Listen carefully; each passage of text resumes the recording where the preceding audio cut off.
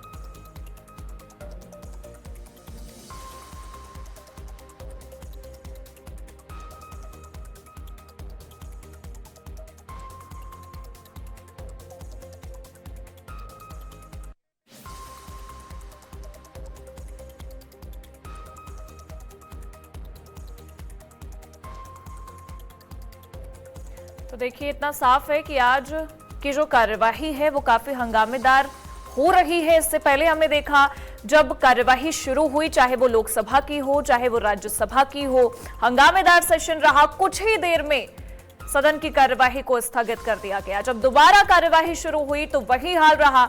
जब विपक्ष लगातार हंगामा करता नजर आया तो एक बार फिर से स्थगित कर दी गई कार्यवाही, चाहे राज्यसभा की चाहे लोकसभा की।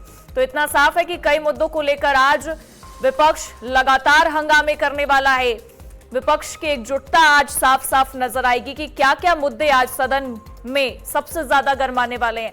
जब सुबह कार्यवाही शुरू होती है तो हम देखते हैं किस तरीके से वहां पर सीजेपी प्रोटेस्ट का मुद्दा उठता है, नीट पेपर लीक का मुद्दा सबसे ज्यादा गरमाता नजर आता है।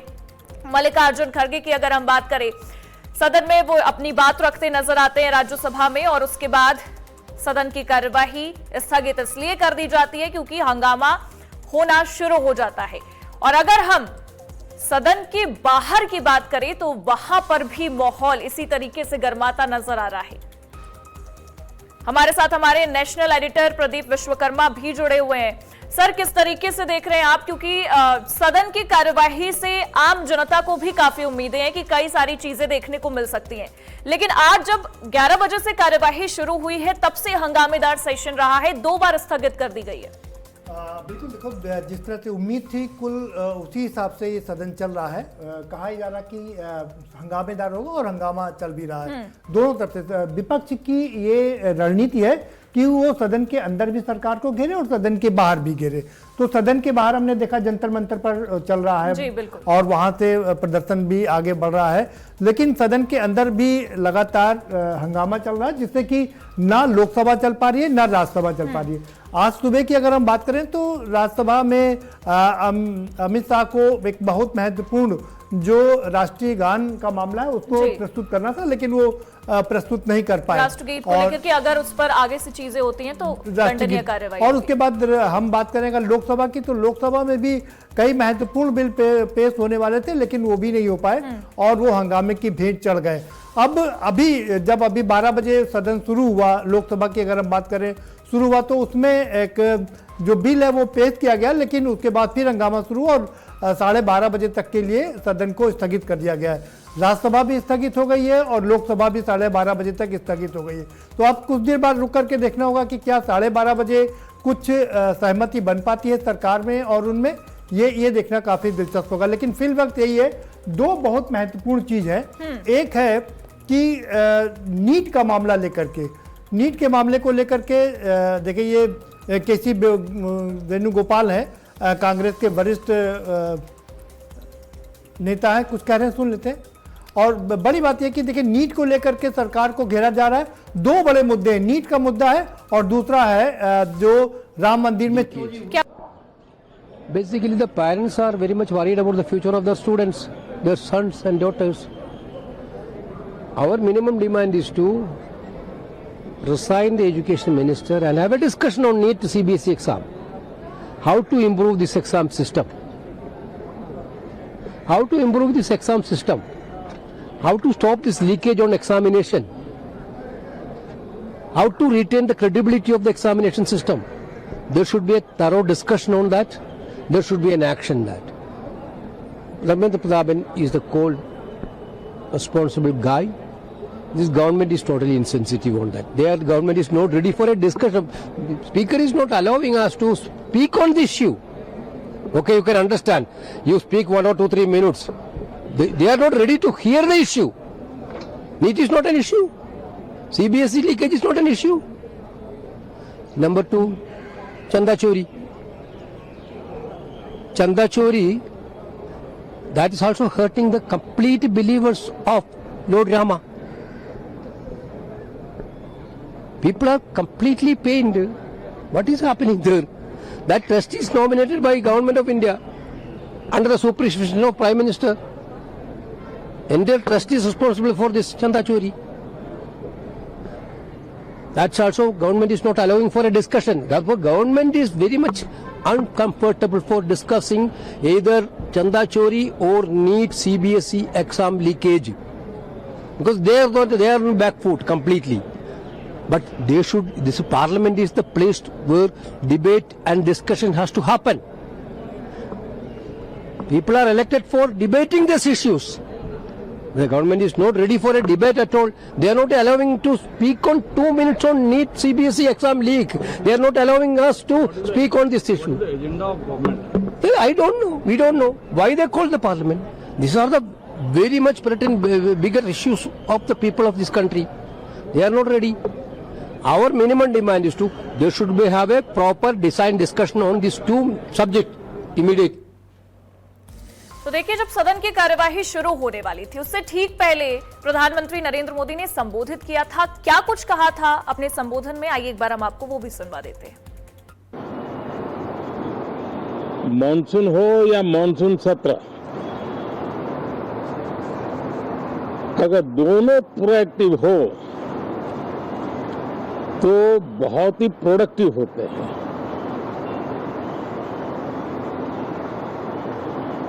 और दोनों को प्रोडक्टिव होते हैं तो देश का कल्याण होता है, जीव मात्र का कल्याण होता है। और इसलिए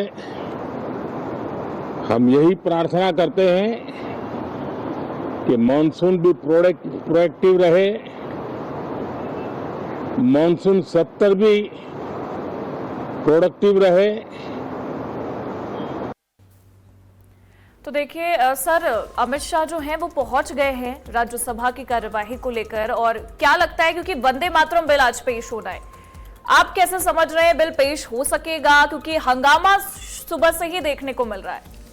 बिल्कुल, देखिए ये दोनों तरफ की तैयारी है, सत्ता पक्ष की भी तैयारी है और विपक्ष की भी तैयारी है। विपक्ष सिर्फ 2 मांगों को लेकर के अड़ा है और वो बड़े मुद्दे हैं। एक मुद्दा है कि किस तरीके से जो चंदा चोरी हुई है, जो लोगों की धार्मिक आस्थाओं को चोट पहुंची है, उसको लेकर के बहस की जाए, और दूसरा है नीट पेपर को लेकर के, सीबीएसई को लेकर के। हाँ, सीबीएसई में जो उलटफेर किया जा रहा है, जो 3 लैंग्वेज पॉलिसी की जा रही है, उसको लेकर के तमाम जो वेस्ट के जो स्टेट हैं वो नाराज नजर आ रहे हैं। उसके अलावा नीट में जो पेपर लीक हुए हैं, अब तक 90 पेपर लीक हो चुके हैं, तो वो एक बड़ा मुद्दा है। और इन दोनों के पीछे विपक्ष की एक बहुत ही सधी हुई रणनीति है। वो रणनीति है, क्योंकि हम देखें, अगर अपने इंडिया की बात करें तो भारत में 64% युवा है, जेन जी है, और उससे पहले का जो है, यानी कि 1 साल से लेकर के 45 साल तक की अगर हम बात करें, जो प्रोडक्टिविटी देता है, जो अपना शेयर देता है, वो देश में करीब 65 करोड़ लोग हैं। और इन दोनों को जेन जी को ध्यान में रखते हुए ये दोनों मुद्दे तय किए गए हैं, क्योंकि उत्तर प्रदेश में चुनाव है और राम मंदिर यहाँ पर बना है। हम लोग अभी केसी वेणुगोपाल को सुन रहे थे, वो कह रहे थे कि वो मंदिर में जो ट्रस्ट है। एसपी सिंह बघेल कुछ कह रहे हैं सर, एक बार मैं दर्शकों को वो सुनवा देती हूँ। कहाँ जाने के लिए थी, उद्देश्य क्या था, और क्या वो लॉफुल असेंबली थी या अनलॉफुल असेंबली थी। डेमोक्रेसी में धरना रैली प्रदर्शन आभूषण है, डेमोक्रेसी की खूबसूरती है, लेकिन वो भी नियम प्रक्रिया कानून और के तहत ही मिलती है, और यह अनुमति नहीं है तब यह अनलॉफुल असेंबली हो जाती है। विपक्ष लगातार चंदा चोरी का आरोप राम मंदिर में और उसको लेकर चर्चा की मांग कर रहे हैं सदन में। पेपर लीक, चंदा चोरी। एसआईटी की उत्तर प्रदेश की सरकार ने संज्ञान लेते हुए एसआईटी की जांच बैठाई। एसआईटी ने बहुत लोगों को इंट्रोगेट किया है, पूछताछ की है, क्रॉस क्वेश्चनिंग हुई है, कुछ लोगों को जेल भेजा गया है, उनकी बेल नहीं हो पा रही है, पुलिस कस्टडी रिमांड भी लिया गया है। अब तो विपक्ष को इस बात को सदन में नहीं चलाना चाहिए जो कि जिसकी जांच विचाराधीन हो। तो सर, साफ तौर पर देखा जा सकता है कि राम मंदिर का मामला बहुत ज्यादा गरमाने वाला है और जो आपने वो जिक्र किया कि दो चीजें आज गरमाएंगी, एक तो युवा को लेकर बहुत ज्यादा फोकस रहता है और दूसरी चीज धर्म को लेकर भी हम चर्चा करते नजर आए कि अब उत्तर प्रदेश में चुनाव आने वाले हैं और उसको लेकर सबसे ज्यादा चीजें देखने को मिल रही है। बिल्कुल, देखो दो बहुत महत्वपूर्ण चीजें वो इस तरह थे क्योंकि हम जानते हैं हमारा देश धार्मिक देश है और लोगों की धार्मिक जो आस्था है वो बहुत ज्यादा है। इसको लेकर के अब विपक्ष को समझ में आ चुका है कि भारतीय जनता पार्टी जो 3 से लेकर के अब तक 303 तक बढ़ी है, यानी कि जनसंघ के समय में 3 थी, भारतीय जनता पार्टी के समय में 2 थी और वहां से लेकर के 303 तक तो जो बढ़ी वो राम मंदिर मुद्दे को लेकर के ही बढ़ी। और अब उनके हाथ में एक सुनहरा मौका लगा है कि जो चंदा चोरी हुई है, क्योंकि वो ट्रस्ट का सृजन जो किया था वो प्रधानमंत्री नरेंद्र मोदी जी ने ही किया था और वहां जो चंदा चोरी हुई वो एक विपक्ष के लिए एक बड़ा मौका है। वो चाहता वो डबल वार करे, क्योंकि एक बार धर्म को लेकर के जो धार्मिक आस्था अभी तक विपक्ष को ये बताया जा रहा था कि वो राम को मानते नहीं है, रामद्रोही है, लेकिन अब विपक्ष सॉफ्ट हिंदुत्व की तरफ बढ़ रहा है और वो बता रहा कि नहीं, हम रामद्रोही नहीं है, हम भगवान द्रोही नहीं है, भगवान को मानने वाले, हमारी आस्था भगवान के साथ में है। और ये जो चोरी हुई है ये हम लोगों की आत्मा को उसने ठेस पहुंचाया है। इसके लिए वो ये मुद्दे को जोर शोर से उठा रहे, कह रहे इस पर चर्चा की जाए। दूसरा मुद्दा जो सबसे बहुत महत्वपूर्ण है वो जो हमने अभी डिस्कस किया कि सीबीएसई को लेकर के, नीट को लेकर के, क्योंकि नीट में अभी जो एग्जाम हुआ था, रीनीट हुआ, उसमें करीब 22 युवाओं ने सुसाइड कर लिया। आप सोचिए कि माँ बाप ने पूरे अपने बच्चों को पढ़ाया, बढ़ाया, लिखाया, पूरी पूंजी इन्वेस्टमेंट किया और उसके बाद जब बच्चा तैयारी करके एग्जाम दे रहा हो और वो एग्जाम लीक हो जा रहा है, उसके बाद से वो आहत होकर के वो सुसाइड कर ले रहा है। यानी कि माँ बाप को दोहरा आघात लग रहा है। एक अपने बच्चे से हाथ धो रहे हैं, दूसरा जो इनका इन्वेस्टमेंट था, अगर हम आर्थिक रूप से बात करें, वो भी पूरा उनका जाया हो गया। तो ये दो महत्वपूर्ण मुद्दे हैं और ये दोनों महत्वपूर्ण इसलिए है क्योंकि देश हमारा धार्मिक है, उत्तर प्रदेश हमारा धार्मिक है, इसलिए राम मंदिर मुद्दे को जोर शोर से उठाया जा रहा है। दूसरी बड़ी बात यह है कि जो जेनजी को लेकर के नीट का मामला है, युवाओं को लेकर के, मुझे लगता है कि जेनजीज का मुद्दा हमेशा गर्माता नजर आता है क्योंकि युवा का फोकस हर चुनाव में देखने को मिलता है। युवाओं पर सबसे ज्यादा हर पार्टी फोकस करती नजर आती है।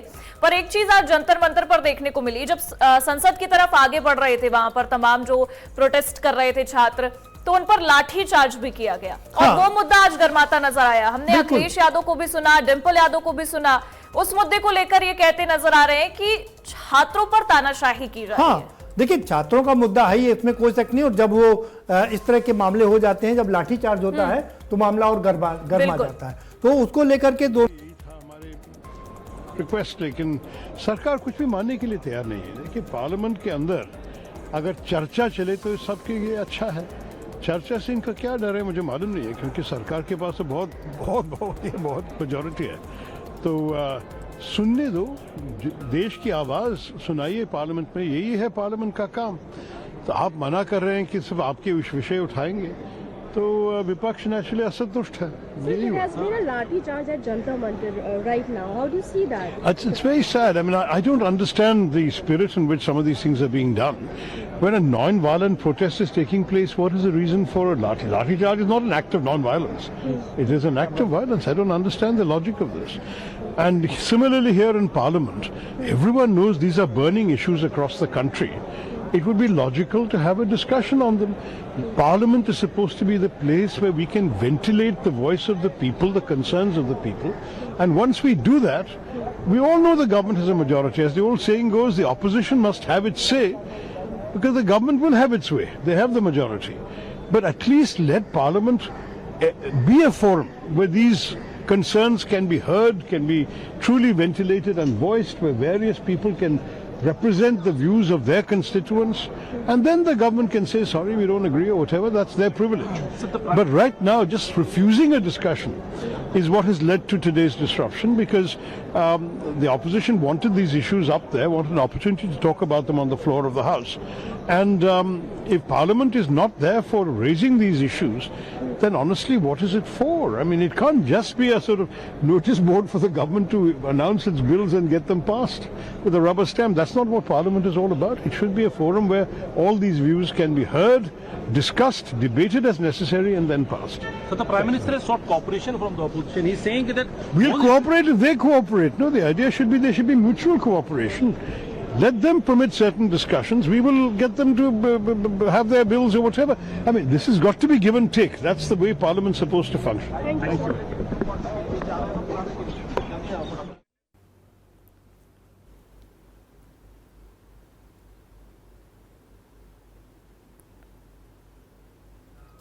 तो शशि थरूर भी गिव एंड टेक का जिक्र करते नजर आ रहे हैं कि चर्चा होनी चाहिए। देखिए उन्होंने बहुत बैलेंस किया, उनके बहुत बारे में बैलेंस बता किया। दें कि बैलेंस इस तरीके से किया है क्योंकि हम जानते हैं वो मोदी जी के भी उतने ही करीबी हैं बिल्कुल। जितना कांग्रेस में तो कांग्रेस से सांसद ही हैं और लिटरेट आदमी है, बहुत ही 28 किताबें लिखी हैं जो कि बहुत ही मतलब तमाम उनको अवार्ड भी मिले हैं, लेकिन उन्होंने बहुत अच्छी तरीके से बैलेंस किया। उन्होंने कहा नहीं, चर्चा होनी चाहिए और विपक्ष की आवाज भी सुनी जानी चाहिए, कांग्रेस को संतुष्ट किया और कहा कि नहीं और सत्ता पक्ष के पास में तो बहुत बम्पर मेजोरिटी है, वो अपना काम को कर ही लेगी, लेकिन सत्ता पक्ष की आवाज भी विपक्ष की आवाज भी सुननी चाहिए। देखिए एक ये जो तस्वीर हम दिखा रहे हैं दर्शकों को, ये हम दिखा दें, प्रधानमंत्री नरेंद्र मोदी ने यहाँ से अपना वक्तव्य दिया था, प्रेस को संबोधित किया था। इसमें एक बहुत मौजूद बात थी, बहुत कम पकड़ में आया है, लोगों ने देखा। उन्होंने दो चीजों की बात की, एक मौसम की बात की, एक आज मौसम बाहर हसीन है,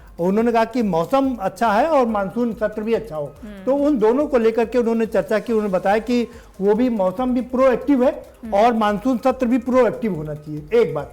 दूसरी बात बहुत महत्वपूर्ण कही, उन्होंने युवाओं की चर्चा की, युवाओं पर बात किया और युवाओं पर बात करते हुए उन्होंने जो कहा कि जो अभी कल ऑर्बिट में एक ग्रह छोड़ा गया है उसमें जो प्राइवेट है, सबसे बड़ी बात है कि वो इस बार पहली बार देखा गया देश में कि वो प्राइवेट कंपनी ने उसको लॉन्च किया है और उसमें जो प्राइवेट कंपनी में जो हमारे साइंटिस्ट हैं वो ऑन एन एवरेज 28 साल के हैं। आप सोचिए, मतलब युवा है, कितना आगे बढ़ेंगे वो, तो उन्होंने युवाओं की बात की। लेकिन इसके बीच में जो उन्होंने बहुत महत्वपूर्ण बात की, उन्होंने कहा कि हम 28 साल के युवाओं की बात कर रहे हैं, हम 56 साल के युवा की बात नहीं कर रहे हैं। आप याद करिए, ये 56 साल की उम्र किसकी है? ये 56 साल की उम्र है राहुल गांधी की। तो उन्होंने राहुल गांधी पर कटाक्ष किया कि हम राहुल गांधी की बात नहीं करें, युवाओं की बात नहीं करें, हम 28 साल के युवाओं की बात करें जो लॉन्च कर रहे हैं, 28 साल के हैं, लॉन्च कर रहे हैं और देश को सफलता दिला रहे। तो उनका जो भाषण था वो हमेशा से जो उनकी भाषण देने की कला है वो बहुत ही लाजवाब है और वो कैसे जहां भी जाते हैं अपने आप को अटैच कर लेते हैं। चाहे वो असम जाएं, वो अपने आप को बता देते हैं कि मैं असम का हूं, वेस्ट बंगाल जाते हैं तो वो वेस्ट बंगाल के हो जाते हैं, वो कहीं से भी जाते हैं तो अपने आप को कनेक्ट कर लेते हैं। जो उनकी कनेक्ट करने की क्षमता है वो बहुत ही बेमिसाल और बहुत ही मिसाल है। लेकिन आज की अगर हम बात करें तो फिल वक्त जब 12 बजे सदन लोकसभा का शुरू हुआ था तो एक बिल पेश किया गया था, वो बिल का नाम है जजों की संख्या बढ़ाने का बिल। सुप्रीम कोर्ट में जजों की संख्या जो बढ़ाई गई है उसको बढ़ाने का बिल पेश किया गया, वो बिल पेश कर दिया गया। हंगामे के बीच भी बिल पेश कर दिया गया। अब उस पर चर्चा होगी कि नहीं होगी ये अलग बात है, लेकिन फिल वक्त लोकसभा को 12:30 बजे तक और राज्यसभा को लंबे समय तक स्थगित कर दिया गया है क्योंकि राष्ट्रगीत का मामला बहुत महत्वपूर्ण जी बिल्कुल। वंदे मातरम, देखिए वंदे मातरम के अगर हम इतिहास की बात करें तो ये वो गीत है जिसने जब हमारी आजादी की लड़ाई चल रही थी तो आजादी की लड़ाई में इस गीत ने बहुत महत्वपूर्ण रोल अदा किया था। इसने हिंदू मुस्लिम की यूनिटी भी कराई थी और बाद में दोनों को अलग करने का मामला भी हुआ था। बिल्कुल, जिन्ना ने कहा था कि भाई ये राष्ट्रगीत हम नहीं गा सकते क्योंकि इसमें किसी राष्ट्र को माता माना गया है, हम इसलिए इस राष्ट्रगीत को हम नहीं गा सकते। लेकिन अब अमित शाह कह रहे हैं और सरकार कह रही कि इस राष्ट्रगीत का अपमान करने वालों को हम छोड़ेंगे नहीं और उसके लिए एक बड़ा और कड़ा कानून बना रहे हैं कि अब अगर राष्ट्रगीत का कोई अपमान करेगा तो उसको 3 साल की सजा, 3 साल की सजा। आप सोचिए 3 साल की सजा होगी या जुर्माना होगा या दोनों हो सकते हैं। ये अपने आप में बड़ी बात है। ये बिल आज सुबह पेश करना था, हालांकि हंगामे के चलते वो बिल पेश नहीं हो पाया है। लेकिन अब अमित शाह क्योंकि पहुंच गए हैं प्रदीप जी, और अब राज्यसभा में मौजूदगी है उनकी, तो ये संभावनाएं हैं कि अब जब राज्यसभा की कार्यवाही शुरू होगी तो सबसे प्रमुखता से इस बिल को पेश किया जाएगा। बिल्कुल। हालांकि वहां पर क्या माहौल रहता है, विपक्ष किस तरीके से चीजें करता है, ये देखना भी दिलचस्प रहेगा, क्योंकि विपक्ष तो 11 बजे से जब से कार्यवाही शुरू हुई है अपने मुद्दों को प्रमुखता से उठाता नजर आ रहा है, हंगामा करता दिखाई दे रहा है। बिल्कुल, 2 मुद्दे हैं उनके पास में, नीट का मुद्दा है और ये जो चंदा चोरी का मुद्दा है। उन दोनों मुद्दे पर अड़े हुए हैं कि पहले इस पर चर्चा हो, उसके बाद आगे कुछ बात हो। लेकिन अमित शाह और पूरा सत्ता पक्ष आज इस जो राष्ट्रगीत है उसको लेकर के चर्चा करने पर आमादा है कि उस पर चर्चा की जाए। राष्ट्रगीत का अपमान नहीं होना चाहिए। जिस तरीके से राष्ट्रगान का अपमान होने पर कड़ी कार्रवाई की जाती है, उसी तरीके से राष्ट्रगीत के अपमान होने पर भी कड़ी कार्रवाई की जाएगी। लेकिन उनका मानना है, विपक्ष का मानना है कि इनसे ज्यादा जरूरी मुद्दा है नीट का। और हाँ, विपक्ष लगातार एक तो सरकार अपने बिल को लेकर सदन के पटल पर पहुंचने की बात कर रही है, लेकिन विपक्ष लगातार ये कह रहा है कि अभी जो युवाओं के लिए सबसे बड़ी दिक्कत है, जो लगातार हमें जंतर मंतर पर पिछले कई दिनों से देखने को मिल रही है, उस पर सरकार क्यों नहीं बात कर रही है। विपक्ष लगातार ये कह रहा है। पर एक चीज और, हमने वो तस्वीरें देखी आज, अगर आज की हम ना बात करें, हम पिछले नहीं, अभी फिर इसको जो है सेशन अभी अर्जेंट था, अब सेशन शुरू होगा, इसमें उठाया जाएगा उनका मुद्दा। नहीं, स्टूडेंट से क्या बात करिए? स्टूडेंट से यही बात करके आए कि हम लोग फिर उठाएंगे आपके मुद्दे को सेशन। अच्छा, किस से बात की है? A1 में उठाएंगे। अब जाहिर सी बात है, बहुत भीड़ है, अभी सब स्टूडेंट्स को ये सब लोगों को एक मास इंश्योरेंस दिया है हम आप लोगों ने आश्वासन जी। दिया। ठीक, थैंक यू। देखिए, तो ये साफ समझ में आ रहा है कि विपक्ष अभी भी उस मुद्दे को लेकर मुखरता से सदन के पटल पर अड़ा हुआ। और एक अभी खरगे जी का एक बयान आ रहा है, जो लाठीचार्ज हुआ उसको लेकर के खरगे जी ने बयान दिया कि आखिर छात्रों को मारने की कोशिश क्यों की गई। हाँ, ये एक बड़ी बात है ना वो, और जानते हैं कि ये ऐसा मुद्दा है जो सरकार को घेर सकता है, सरकार को थोड़ा बैकफुट पर ला सकता जो है। छात्र मांग कर रहे हैं और निश्चित रूप से हम उनके साथ हैं, पूरी समाजवादी पार्टी उनके साथ है, और इसीलिए हमारे समाजवादी पार्टी के वरिष्ठ नेता सभी जो है कि मिलने के लिए गए थे। धन्यवाद।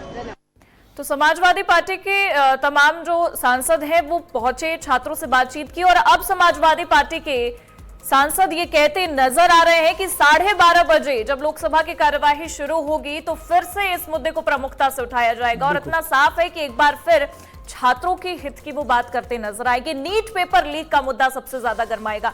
हमने बीते दिनों से भी देखा किस तरीके से वहां पर भी पहुंच रहे थे। डिंपल यादव सोनम वांगचुक से भी मिलती नजर आई थी, और अगर हम आम आदमी पार्टी की बात करें, वो भी उसके भी तमाम नेता वहां पहुंचे थे। सभी आज खुद ही सुबह वहां नेता पहुंचते नजर आए। तो ये मुद्दा सबसे अहम है और इसको पीछे नहीं छोड़ने वाली है विपक्ष। बिल्कुल, देखिए विपक्ष के पास में ये सुनहरा मौका है और विपक्ष किसी भी कीमत पर इस मुद्दे को नहीं छोड़ना चाहती है। हालांकि जो एक मीटिंग हुई थी, ऑल पार्टी मीटिंग बुलाई गई थी, उसमें भी लेकर के बायकॉट किया गया था, और बायकॉट वो दूसरा मुद्दा था। वो बायकॉट उस मुद्दे को लेकर था कि जो टीएमसी के 20 सांसद हैं जो टूट के आए हैं, कि उनको क्यों बुलाया गया ऑल पार्टी मीटिंग में। महुआ मोइत्रा ने बकायदा क्योंकि उनको अभी तक रिकॉग्निशन नहीं मिली है।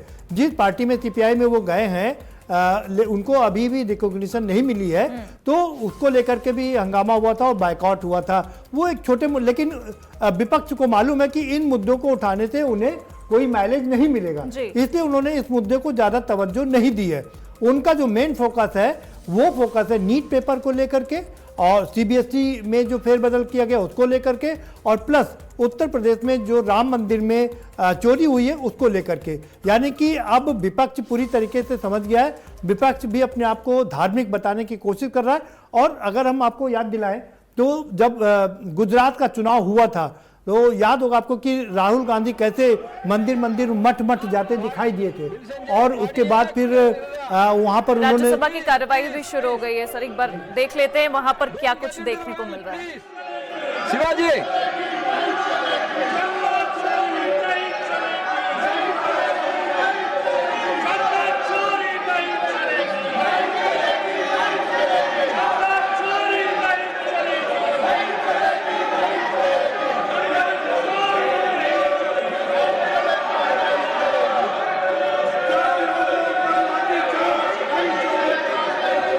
The House will meet at 12:50 p.m. today. The House is adjourned and it will meet at 12:50 p.m. Rajya Sabha को स्थगित कर दिया गया है। बिल्कुल, क्योंकि 7:30 लगातार हंगामा होता नजर आ रहा है। अगर हम 11 बजे का भी जिक्र करें, 11 बजे के बाद उसे 12 बजे तक के लिए स्थगित किया गया, फिर 12:30 और They shifted to NCPI, Shiv Sena UBT MPs joined, they merged with the... Well, I had given an adjournment motion today that India requires a new anti-defection law. The previous anti-defection law has completely and absolutely failed. You need a new anti-defection law which stops this opportunism-driven defection, which is bereft of any ideological or policy differences, while simultaneously... तो लोकसभा की कार्यवाही शुरू हो गई है और इससे पहले हमने देखा राज्यसभा की कार्यवाही 12:50 तक के लिए स्थगित कर दी गई। ऐसा बैनर पोस्टर, ऐसा स्टिकर लगा करके ये ठीक नहीं है, ये ठीक नहीं है। Please be seated. I am requesting all of you to please be seated in your seat. Please don't do like repeatedly. Please be seated. Don't do like repeatedly. Please be seated. Bharat के जनता इस सदन के ऊपर भरोसा करके बैठा है। भारत के जनता सदन में सरसा चाहते हैं। सदन में सरसा आपका मुद्दे भी सुना जाएगा। प्लीज ऐसा नहीं करते। Please all honourable members, you are repeatedly requested to take your seat. Please we will start discussion. We will start 0 hour. Please be seated. No, please. This behavior is not good for the democracy. Yes, this behavior is not good for the democracy. गणतंत्र के लिए ये व्यवहार ठीक नहीं है। गणतंत्र के लिए व्यवहार ठीक नहीं है। Please be seated. Please house को ऑर्डर में लाइए। प्लीज हाउस को ऑर्डर में लाइए। We'll discuss all the issues. Please be seated. No, it's not good. No. आप सदन नहीं चलना चाहते। सुबह से बार रिपीटेडली आप सदन को बाधित कर रहे हैं। ये ठीक नहीं है। आप जनता का मुद्दा असम में बाहर हो रहा है, नागालैंड में बाहर हो रहा है, अरुणाचल प्रदेश में बाहर हो रहा है। लोग कितना तकलीफ में है उसके ऊपर गौरव गोगोई जी भी चर्चा कर सकते हैं। असम के बाहर से लेकर के कई सारे मुद्दा है। Deputy leader of the Congress party है। असम के इश्यूज है, बाहर का इश्यूज है, इसके ऊपर चर्चा कीजिए। 0 ओवर है। 0 ओवर भी नहीं चलने देंगे। 0 ओवर 20 माननीय सांसद को मिलता है। 0 over, it's a very important and urgent matter. No. This behavior is not good for the democracy. It's not good. I am repeatedly telling you, this type of behavior is not good for the healthy democracy. This is not good. No. आप सदन नहीं चलना चाहते? नहीं चलना चाहते सदन नहीं चलने देंगे। सदन की कार्यवाही 1 बजे तक के लिए स्थगित की जाती है। 1 बजे तक के लिए। लोकसभा 1 बजे तक के लिए स्थगित हो गई है। तो 3 बार 12:50 जी बिल्कुल 3 बार स्थगित हुई है, चाहे हम लोकसभा की बात करें, राज्यसभा की। पहले हम दर्शकों को लोकसभा की जानकारी दे दें। देखिए 11 बजे शुरू होती है, उसके बाद इसे स्थगित किया जाता है 12 बजे तक के लिए, फिर 12:30 और अब 1 बजे तक के लिए। और वही अगर आप राज्यसभा की बात करें तो राज्यसभा में भी 11 बजे जब कार्यवाही शुरू होती है, हंगामेदार सेशन होता है, उसे 12 बजे तक के लिए स्थगित किया जाता है, फिर 12:30 और अब 12:50 तक। तो देखिए ये लगातार चलता नजर आ रहा है। 3 बार स्थगित की गई है कार्यवाही क्योंकि विपक्ष हंगामा करता दिखाई दे रहा है और सदन की कार्यवाही नहीं हो पा रही। इसमें 2 बहुत महत्वपूर्ण चीजें हैं। एक महत्वपूर्ण चीज ये है जो सैकिया साहब जो लोकसभा की अध्यक्षता कर रहे थे इस समय, वो बार बार कह रहे हैं कि बाढ़ का मौसम है। बिल्कुल, और असम का जिक्र कर रहे हैं असम समेत तमाम राज्यों में बाढ़ आई हुई है, उस मुद्दे पर आप चर्चा कीजिए। यानी कि सरकार चाहती है कि इस तरीके के मुद्दों पर चर्चा हो। ये देखिए तस्वीरें कैसे पेपर लीक को लेकर के डिम्पल यादव लीड कर रही हैं। आपको सरोज भी दिखाई दे रही हैं, इसमें तमाम महिला सांसद दिखाई दे रही हैं समाजवादी पार्टी की। और बहुत महत्वपूर्ण बात यह है, अब से कुछ देर पहले राहुल गांधी और अखिलेश यादव की मुलाकात हुई है। दोनों लोगों ने बैठ करके रणनीति बनाई है कि कैसे हम किन मुद्दों को आगे बढ़ाएंगे। और इसी का नतीजा है कि देखिए सारे सांसद हाथों में तख्ती लेकर के आगे बढ़ रहे हैं। उन्हें समझ में आ गया है कि इस देश में अगर चुनाव जीतना है तो युवाओं पर फोकस करना पड़ेगा।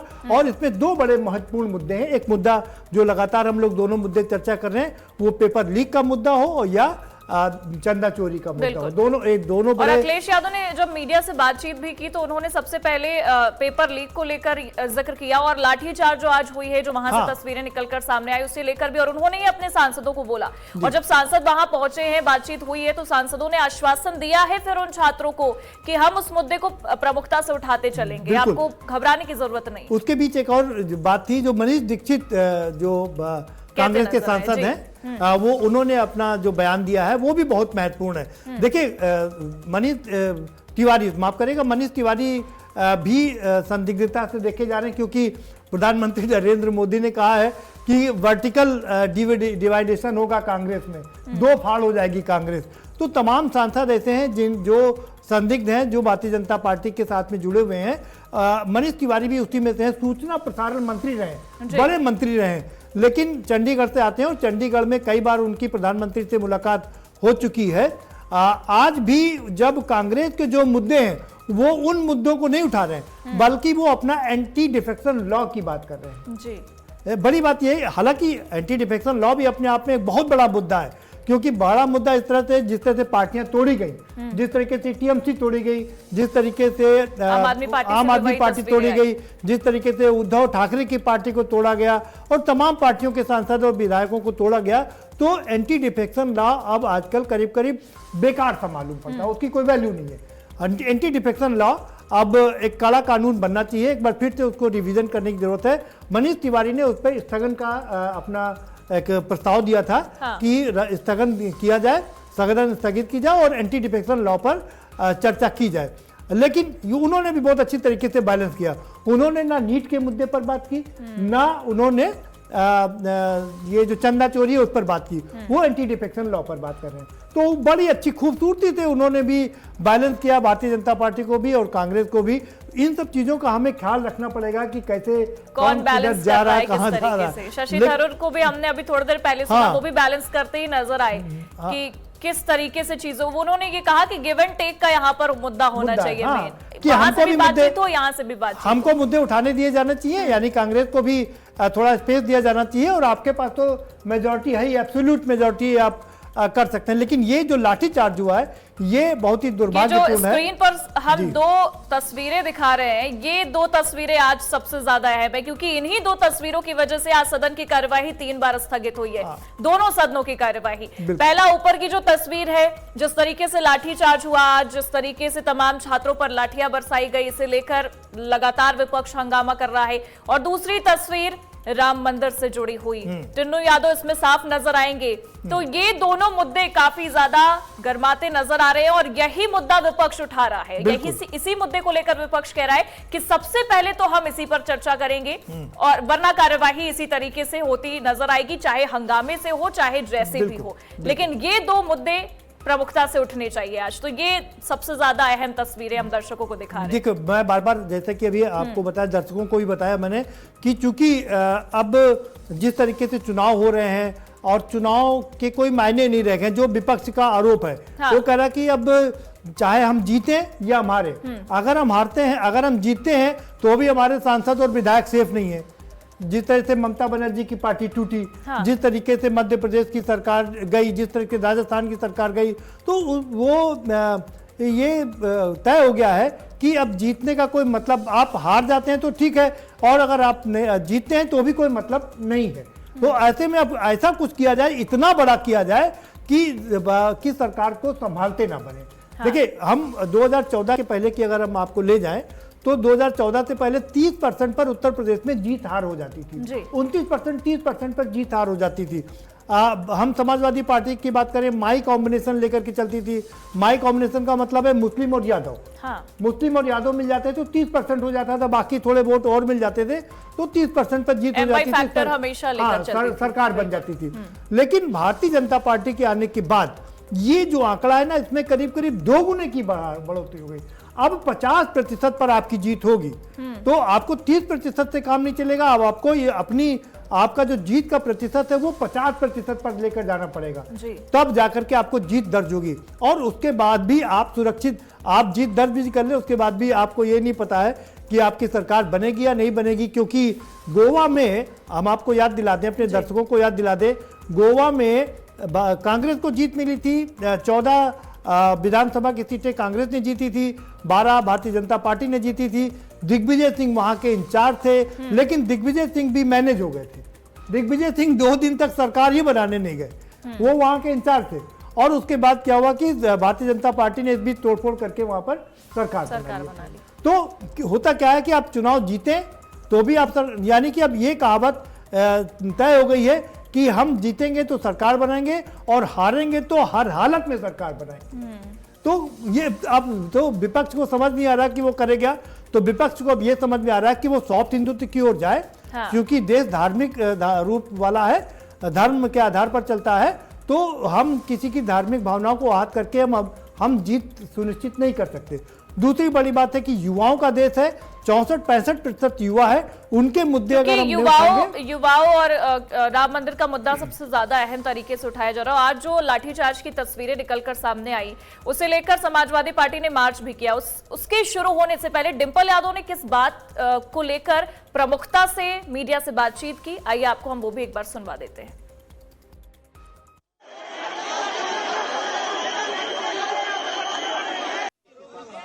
दुर्भाग्यपूर्ण स्थिति है पूरे देश की, जहां युवा अपनी बात रखना चाहते हैं और सरकार सुनना नहीं चाहती है, संवाद नहीं करना चाहती है। लगातार यही कहा गया है छात्रों द्वारा, यही कहा गया है सोनम वांगचुक द्वारा कि संवाद तो कायम करे सरकार, लेकिन सरकार इतनी कठोर, इतनी निष्ठुर सरकार है, ये कि अपने आगे किसी की चलने नहीं देती है।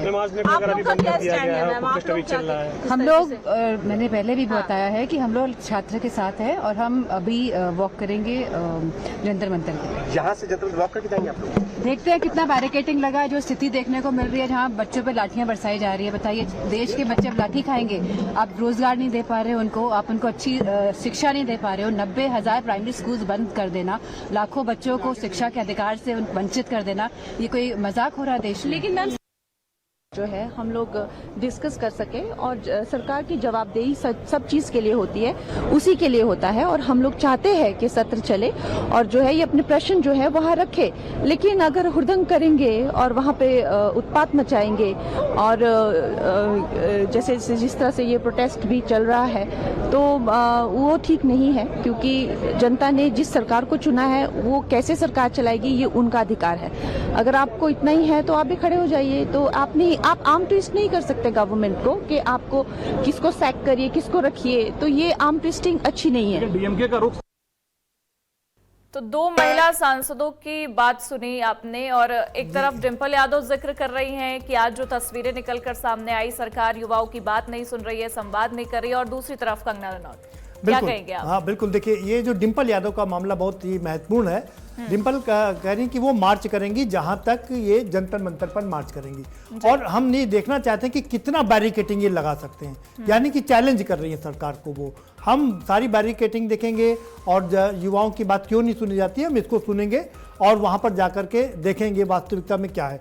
महत्वपूर्ण बात ये, और इससे भी महत्वपूर्ण बात ये है कि समाजवादी पार्टी में अभी तक अकेले सिर्फ अखिलेश यादव मोर्चा संभाल रहे थे, लेकिन पिछले कुछ समय से देखा गया है डिंपल यादव भी काफी लीड कर रही हैं। बिल्कुल, महिलाओं सोनम वांगचुक से भी जब वो मिलने गई तो उस समय भी एक अलग माहौल था। वो लेकर गई, अपने सांसदों को लेकर गई थी, उन्होंने मुलाकात की थी, और अब वो प्रखर मुखर होकर के बोल रही हैं, यानी कि वो लीड कर रही हैं। तो समाजवादी पार्टी के लिए एक अच्छी खबर यह है कि उनको एक और बढ़िया नेता मिल गया है, नेत्री मिल गई है मगर यूं कहें तो। और दूसरी बात है कि वो महिला है, महिला होने के नाते उनको एज है, क्योंकि 50% देश की महिलाएं हैं, तो वो उनको संबोधित कर सकती हैं।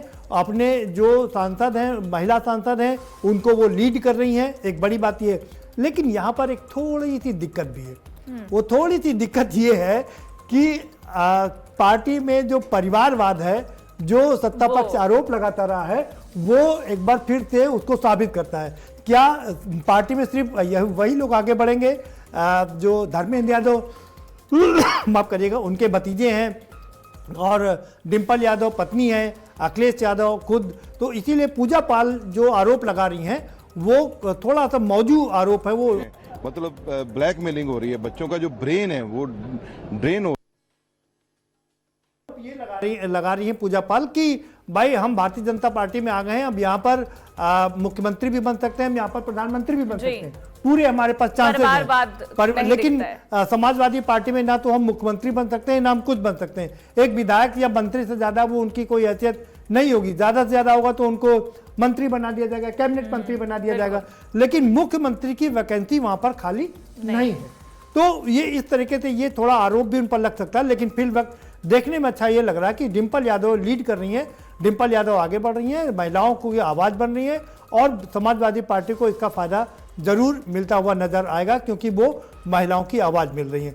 अब बात कर लें कंगना रनावत की। कंगना रनावत कह रही है कि भाई आप इस तरीके से आर्म ट्विस्टिंग नहीं कर सकते सरकार की। सरकार जीत के आई है और आप भी जीत के आइए, आप रहिए, लेकिन उनको इस बात का ख्याल रखना चाहिए कि जब दूसरे की सरकार थी तो भारतीय जनता पार्टी जबरदस्त तरीके से आंदोलन धरना प्रदर्शन करती थी और उनको पूरा स्पेस भी मिलता था। तो लेकिन कंगना रनावत करिए कि भाई ये आर्म ट्विस्टिंग ठीक नहीं है, आप इस्तीफा मत मांगिए, आप इस्तीफा क्यों मांग रहे हैं, हमारी जिसकी मर्जी होगी मुझसे इस्तीफा लेंगे नहीं तो नहीं लेंगे और सरकार को चलने देना चाहिए, सदन चलने देना चाहिए क्योंकि सदन का समय सबसे महत्वपूर्ण होता है, इस बात में कोई शक नहीं है। उन्होंने प्रोटेस्ट का भी जिक्र किया। हाँ, उन्होंने प्रोटेस्ट का भी जिक्र किया कि आप आर्म ट्विस्टिंग कर रहे हैं सरकार की, आप धर्मेंद्र प्रधान का इस्तीफा क्यों मांग रहे हैं, बिल्कुल आपको ये इस्तीफा मांगने की वो कोई जरूरत नहीं है। लेकिन उन्हें इस बात को समझना चाहिए, सत्ता पक्ष होने के नाते उन्हें थोड़ा सा झुक करके चलना पड़ेगा क्योंकि वो कहा यह जाता है कि जब पेड़ पर फल लगते हैं तो वो झुक जाता है, यानी कि जब आपकी सरकार होती है तो आपको थोड़ा लीनियंसी बरतनी होती है और विपक्ष को भी स्पेस दिया जाता है।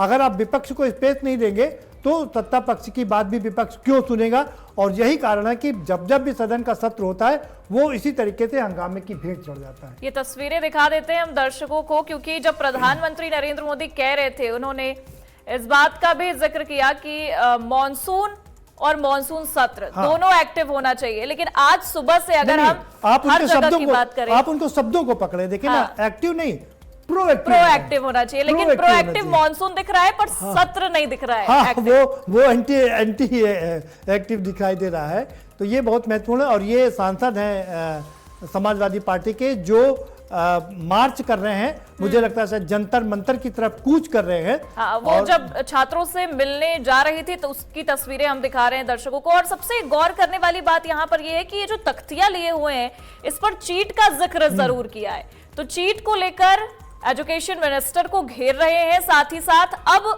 सरकार पर पूरी तरीके से हावी हो चुके हैं कि आपसे नीट पेपर सही से नहीं हो पा रहा। नीट ही नहीं बल्कि कई पेपर ऐसे हैं जिसमें लापरवाही देखने को मिली है। बिल्कुल बिल्कुल, देखो नीट नहीं, सीबीएसई को लेकर के भी काफी कंट्रोवर्सी, बहुत विवाद है। सीबीएसई में जिस तरीके से फेरबदल किया गया, मुगलों का एक पूरा चैप्टर ही हटा दिया गया। अब देखिए, पहले तक हम मुगलों का इतिहास पढ़ते थे, उसको पूरी तरीके से हटा दिया गया है। 3 लैंग्वेज पॉलिसी लगाई दी गई है। अब कोई कह रहा है कि इसको 6ठी क्लास से लेकर के 9th क्लास तक 3 लैंग्वेज पॉलिसी अडॉप्ट की जाए, कोई कह रहा है 9th तक नहीं, हाई स्कूल में इसको इम्प्लीमेंट किया जाए।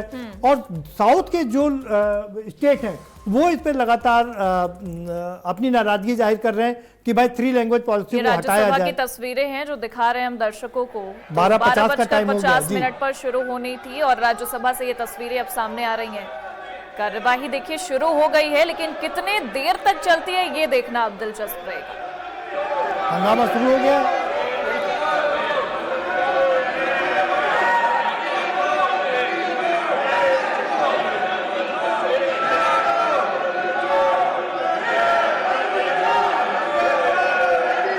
The House will meet again at 2 p.m.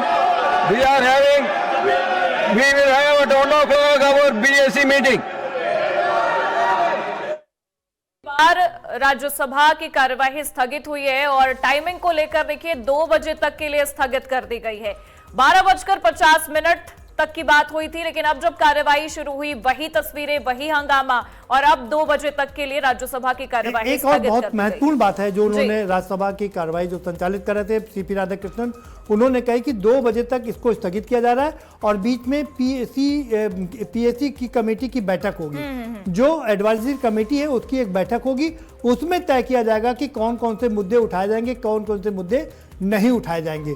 Advisory committee की मीटिंग होगी और सबसे महत्वपूर्ण होगा कि अब पता चलेगा कि वास्तव में क्या जो गीत का मामला है, राष्ट्रीय गीत का मामला है वंदे मातरम का, वो अब क्या राज्यसभा में अमित शाह लेके आ पाएंगे कि नहीं आ पाएंगे, अगर लाएंगे तो कब लाएंगे। और दूसरा सबसे महत्वपूर्ण मुद्दा है डीलिमिटेशन का। हाँ। क्या डीलिमिटेशन मुद्दे को इसमें इंग्लिश किया जाएगा कि नहीं किया जाएगा, क्योंकि इसको लेकर के काफी हंगामा हुआ था और डीलिमिटेशन के साथ साथ ही दूसरा मुद्दा भी जुड़ा हुआ है। डीलिमिटेशन के साथ साथ में महिलाओं का मुद्दा जुड़ा हुआ है, क्योंकि डीलिमिटेशन होगा तो महिलाओं को 33% आरक्षण होगा। हम आपके अपने दर्शकों को बता दें क्योंकि डीलिमिटेशन का मामला बहुत महत्वपूर्ण है और सदन जो लोकसभा कहीं ना कहीं ये भी हम समझ सकते हैं कि देखिए आज राज्यसभा की कार्यवाही चलना इसलिए भी जरूरी है क्योंकि बिल भी पेश करना है गृह मंत्री अमित शाह को, और हम इस पर भी चर्चा कर ही रहे थे। तो कहीं ना कहीं सरकार की आज ये मजबूरी है कि राज्यसभा की कार्यवाही सही ढंग से चल सके, कि बिल पेश हो सके। लेकिन मुश्किल वही है ना कि जो विपक्ष चाहता है कि पहले हमारे मुद्दे सुने जाए, उस पर चर्चा हो, उसके बाद से आप कोई भी बिल पेश करिए। तो अब पहल कौन करेगा? क्या सरकार इस पर पहल करेगी कि विपक्ष को मौका दे, उनको कोई स्पेस दे, उनकी बात सुनी जाए, या सत्ता पक्ष अपनी ही बात रख करके और अपना बिल प्रस्तुत करके वहां से निकल जाएगा? बिल्कुल, क्योंकि बैठक का भी आप जिक्र कर रहे हैं। देखिए बैठक को लेकर भी चीजें स्पष्ट होती नजर आ रही है। क्या लगता है क्या चीजें, कंक्लूजन क्या निकलकर सामने आ सकता है किन किन मुद्दों को लेकर? क्योंकि बिजनेस एडवाइजरी की ये जो बैठक है काफी अहम इसलिए भी है क्योंकि एक तरफ कार्यवाही तो बार बार स्थगित हो जा रही है। बिल्कुल, क्या लगता है कौन कौन से मुद्दे प्रमुखता से वहां पर देखने को मिल सकते हैं? ये जो बीएससी कमेटी की मीटिंग है, बिजनेस एडवाइजरी कमेटी की जो मीटिंग है, उसमें सबसे महत्वपूर्ण मुद्दा होगा कि कैसे राष्ट्रगीत को लेकर के हम आगे बढ़ा जाए। राष्ट्रगीत के मुद्दे को उन्हें आगे बढ़ाना है। देखो, सत्ता पक्ष को अपनी बात करना है, अपने रास्ते पर चलना है। उसको विपक्ष के, मोदी जी ने ये शायद सोच लिया है कि हमको विपक्ष के ट्रैप में नहीं फंसना है। जी 2014 में जिस तरीके से कांग्रेस विपक्ष के ट्रैप में फंसी थी और अपनी सरकार गवा बैठी, मोदी जी इन सब की चिंता नहीं करते हैं। देश में कुछ भी होता रहेगा, वो अपने एजेंडे पे रहते हैं, वो अपने एजेंडे पर कायम रहते हैं और अपना एजेंडे कायम करते हैं। और आज भी वही मुझे लगता है वैसे होगा।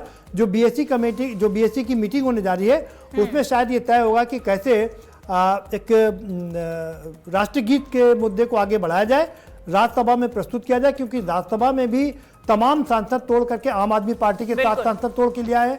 117 सांसद हो चुके हैं उनके पास में और बाकी के सांसद ये जो दूसरे गुट बने हैं वो भी हैं। तो ऐसे में कोई ज़्यादा मुश्किल उनके पास सामने पेश नहीं आएगी।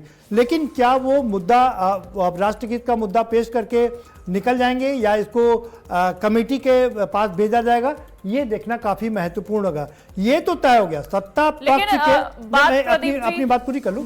सत्ता पक्ष के जो का रवैया है, सत्ता पक्ष का जो रुख है, उससे तय हो गया, उससे साफ हो गया है कि वो विपक्ष के ट्रैप में नहीं फंसने जा रही है, वो विपक्ष के मुद्दों को आगे नहीं बढ़ाने जा रही है। लेकिन बात यही है कि अगर सरकार अपने मुद्दों को लेकर आगे बढ़ रही है और वो बिल पेश करने को लेकर अग्रसर होने की बात कर रही है, तो विपक्ष की भी चीजें माननी पड़ेगी।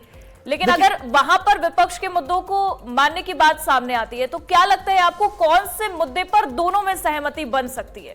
देखिए, दोनों मुद्दों में कोई दिक्कत नहीं है भाई।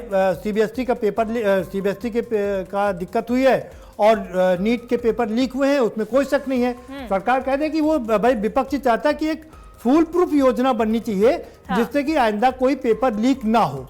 तो उससे एक मैसेज अच्छा जाएगा युवाओं में कि अब हमारा भविष्य सुरक्षित है, अब देश में पेपर लीक नहीं होगा और हमको जान नहीं गंवानी पड़ेगी, हमको सुसाइड नहीं करनी पड़ेगी, हमको क्विट नहीं करना पड़ेगा।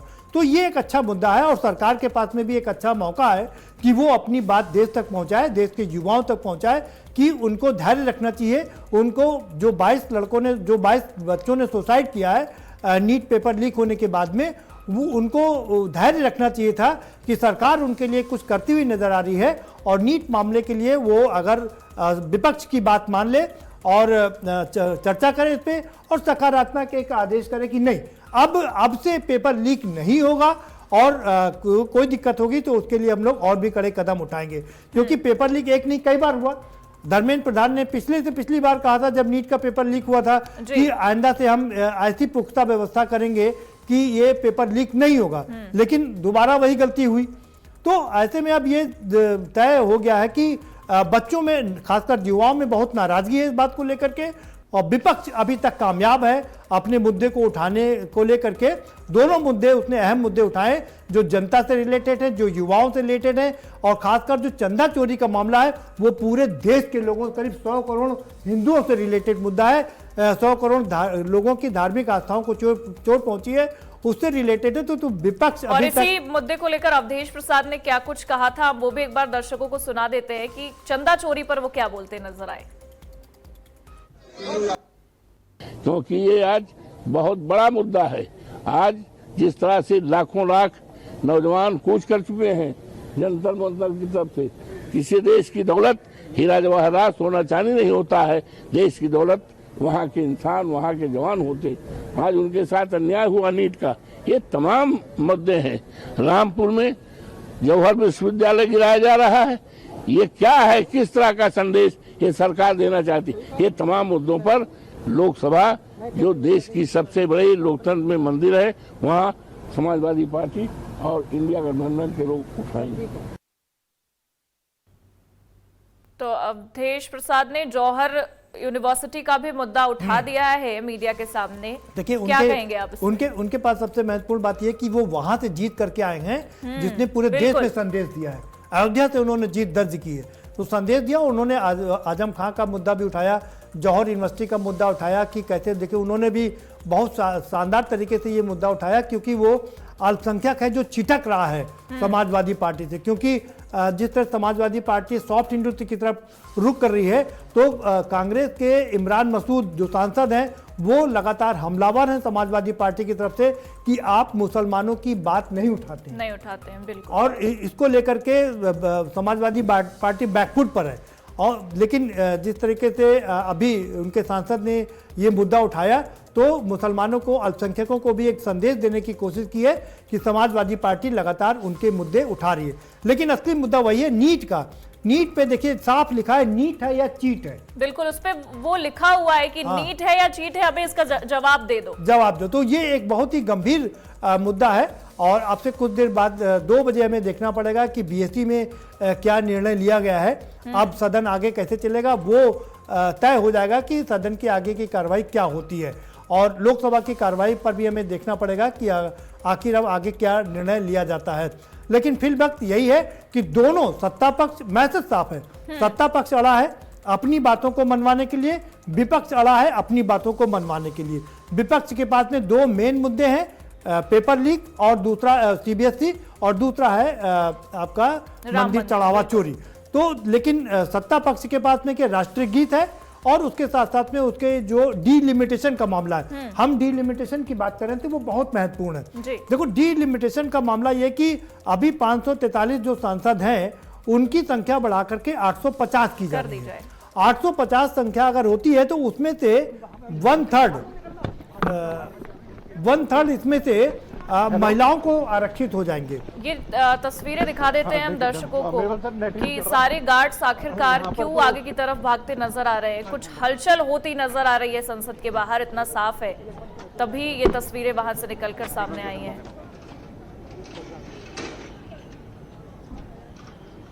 क्योंकि इससे पहले भी हमने देखा सीजेपी प्रोटेस्ट में भी छात्र आगे बढ़ते नजर आ रहे थे, और अचानक से ये तस्वीरें सामने आना ये साफ दर्शा रहे कि कुछ तो हलचल हुई है, तभी सारे गार्ड्स अचानक से आगे की तरफ भागते सदन के बाहर जा रहे हैं और सदन के वहां का गेट बंद किया जा रहा है। मुझे लगता है कि वो जो प्रदर्शनकारी हैं वो यहाँ पर कूच करने की कोशिश कर रहे हैं, और इसीलिए इस सदन के परिसर को सुरक्षित किया जा रहा है कि वो यहाँ तक ना पहुंच पाए। देखिए ये बात तो ठीक है, के साथ पूरे सेफ्टी के साथ बंद किया जा रहा है कि कोई अंदर ना आने पाए, और जो तमाम और गार्ड्स थे वो बाहर की तरफ चले भी गए हैं, गेट को पूरी तरीके से सुरक्षा के मद्देनजर लॉक भी कर दिया गया है। हाँ।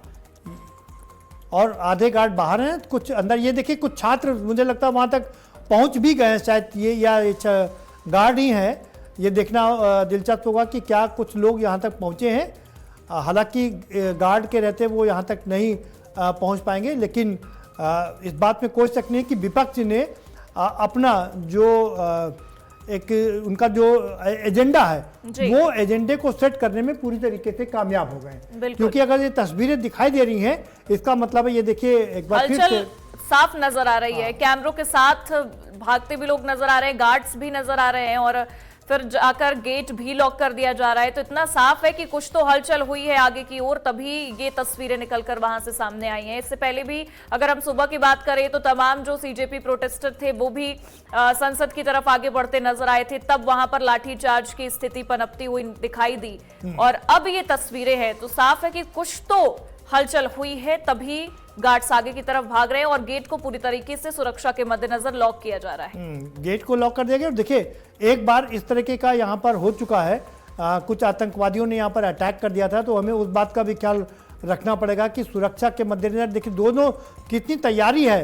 पानी की फव्वारे भी तैयार हैं, दूसरी तरफ आपके लोग सुरक्षा गार्ड भी तैयार हैं और जो पैरामेडिकल फोर्स है वो भी पूरी तरीके से तैयार है कि वो किसी भी अप्रिय घटना से निपटने के लिए। गौर करने वाली बात यह है कि सीजेपी प्रोटेस्टर ने 20 जुलाई का दिन ही चुना। हाँ। जब मॉनसून सत्र का पहला दिन था तो ये दिन ही चुना गया। सबसे बड़ी बात ये नहीं वो तो किया जाता है, ये उनकी स्ट्रेटेजी होती है और स्ट्रेटेजी के तहत ये किया गया क्योंकि मानसून का सत्र होगा तो उनकी आवाज ज्यादा सुनी जाएगी, क्योंकि अभी तक उनकी आवाज उतनी नहीं सुनी जा रही थी। लेकिन आज का दिन महत्वपूर्ण इसलिए है क्योंकि सत्र चल रहा है और सत्र के बीच में अगर वो इस तरह का कुछ करते हैं तो देखिए सुरक्षा बल भी पूरी तरीके से तैयार है, हमारे सैनिक अर्धसैनिक बल भी पूरी तरीके से तैयार है कि अगर कोई अप्रिय घटना घटती है तो उनसे कैसे निपटा जाए। QRT की टीम है, ये क्विक रिस्पांस टीम है ये, और पूरी तरीके से तैयार है कि किसी भी अप्रिय घटना को रोकने के लिए। क्योंकि जब से सोनम वांगचुक को लेकर अस्पताल पहुंची है पुलिस, तब से एक अलग ही माहौल देखने को मिला। और अभिजीत दीपके की अगर हम बात करें, जो कि प्रमुख है सीजेपी के, उन्होंने भी इस बात का जिक्र किया था कि 20 जुलाई को हम संसद तक जाएंगे।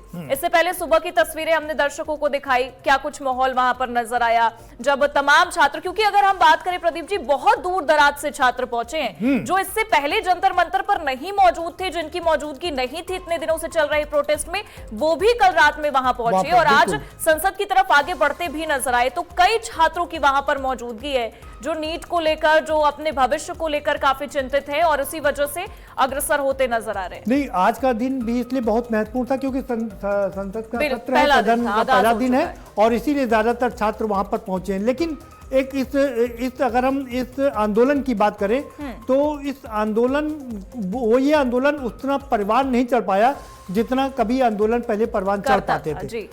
इसके पीछे का कारण है जो सशक्तिबिलिटी है, यानी कि जो संदिग्धता है। हाँ। जिस तरीके से 2013 में यहाँ पर आंदोलन हुआ, अन्ना का आंदोलन हुआ और उस पर एक सत्ता पक्ष को या हम ये कहें कि भारतीय जनता पार्टी को सपोर्ट करने का उन पर इल्जाम लगा और उससे जो संदिग्धता आई उस आंदोलन में, क्योंकि वो बहुत बड़ा आंदोलन था। जेपी के आंदोलन के बाद में ये बड़ा आंदोलन था, देश का पूरा मीडिया वहां पर जुटा था, देश के तमाम लोग वहां पर जुट गए थे, बड़े बड़े लोग वहां पर जुट गए थे। लेकिन वो जब वो संदिग्ध हो गया है अब, तो इसलिए इस प्रोटेस्ट को बहुत ही संदिग्ध रूप में देखा जा रहा है और यही कारण है कि ज्यादातर लोग वहां पर नहीं पहुंच रहे। वांगचुक भी कहते नजर आए कि राहुल गांधी यहाँ पर नहीं आए। हाँ, इस बात का जिक्र किया उन्होंने। हालांकि डिम्पल यादव वहां पर पहुंची थी, तमाम नेता विपक्ष के पहुंचे थे, केजरीवाल भी पहुंचे थे, राहुल गांधी की कमी का जिक्र किया। लेकिन राहुल गांधी भी शायद अब फूंक कर कदम रख रहे हैं कि ये आखिर कहीं प्रायोजित तो नहीं है जिस तरीके से 2013 का आंदोलन प्रायोजित था। भाई अन्ना हजारे को आगे किया गया, उसके बाद में देश की पहली IPS किरण बेदी यहाँ पर आई, IRS केजरीवाल यहाँ पर आए और मनीष सिसोदिया आए, तमाम तरह के ये लोग आकर के उन्होंने Baba Ram already notice and spoke about that the NEET examination which has taken several lives and government is not taking care of students और ये तो स्टूडेंट्स को मारने का काम सरकार कर रही है। भाई आपको एग्जामिनेशन कंडक्ट करने को नहीं आता तो आप छोड़ो, दूसरे और किसी को दो। तो ये सरकार आज स्टूडेंट्स पे जो लाठीचार्ज की, नौजवान बच्चों पे जो किए, ये डेमोक्रेसी पे हमला है। और जो लोग अपने बात रखने के लिए दिल्ली आते हैं, उनके ऊपर ऐसी लाठीचार्ज अगर होती है और उनको अगर ऐसा डराया जाता है तो ये डेमोक्रेसी नहीं है। और सरकार इसके बारे में सोचने के लिए हम 10 बार बोले, लेकिन वो सरकार सोच रही नहीं, उल्टा बच्चों को, नौजवानों को तंग कर रही। एक तरफ अनएम्प्लॉयमेंट चल रहा, दूसरे तरफ बच्चों को एग्जामिनेशन बर्बाद हो रहे। तो ये सत्ता में रहने के लायक नहीं है। सर, बहुत सारे इश्यूज आप लोगों ने उठाने की बात की है इस बार। चंदा चोरी, ये भी हमारा इश्यू है।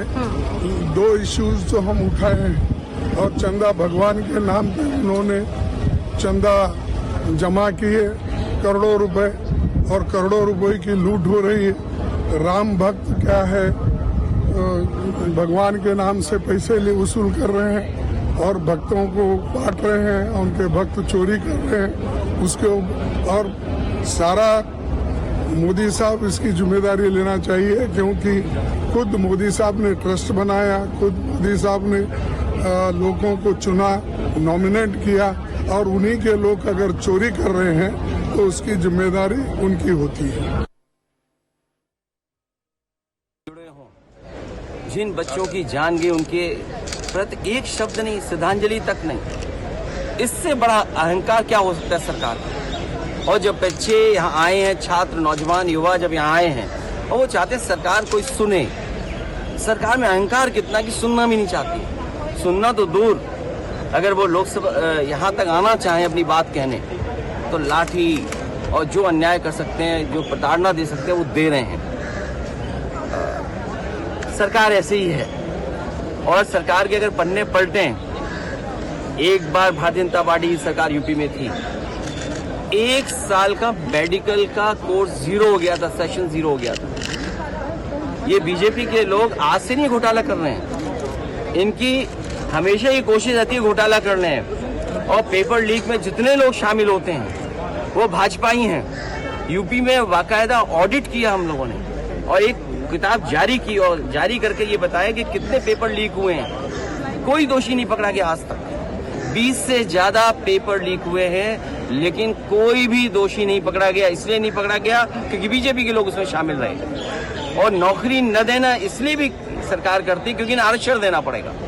अगर सरकारी नौकरी होगी तो आरक्षण देना पड़ेगा। ये भ्रष्टाचार नहीं कर पाएंगे, आउटसोर्स से करेंगे तो भ्रष्टाचार कर पाएंगे। जब नौकरी सरकारी मिलेगी तो बजट से पैसा जाएगा।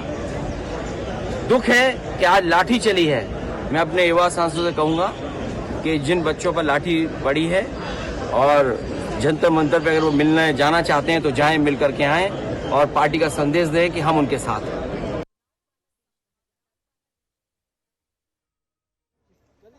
सामने आ रही हैं कि कुछ तो हलचल मची है, क्योंकि इससे पहले भी हमने देखा किस तरीके से गार्ड्स बाहर की ओर भागते नजर आए। और अब ये तस्वीरें हैं जहां पर सभी इकट्ठा हुए हैं कि किसी भी तरीके से कोई भी परेशानी वहां पर ना देखने मिले, इसका खासा ध्यान दिया जा रहा है। तो साफ साफ तस्वीरें सदन से संसद के बाहर से निकलकर सामने आ रही हैं, जहां पर आप देख सकते हैं गार्ड्स पूरी तरीके से तैनात है।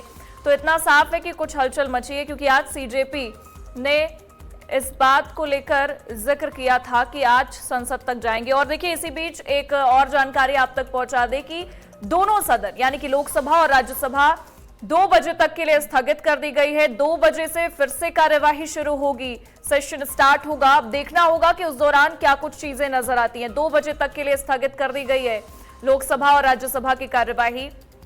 और अभी क्योंकि ये सदन के बाहर की तस्वीरें हैं, साफ साफ नजर आ रहा है कि कुछ तो हंगामा मचा हुआ है। पूरे परिसर में आप देखिए, वहां पर गार्ड्स की तैनाती कर दी गई है। कई गार्ड्स जो है वो बाहर की ओर भागते भी नजर आए हैं और ये परिसर के अंदर की तस्वीरें हम आपको दिखा रहे हैं जहां पर सुरक्षा के कड़े इंतजाम कर दिए गए हैं।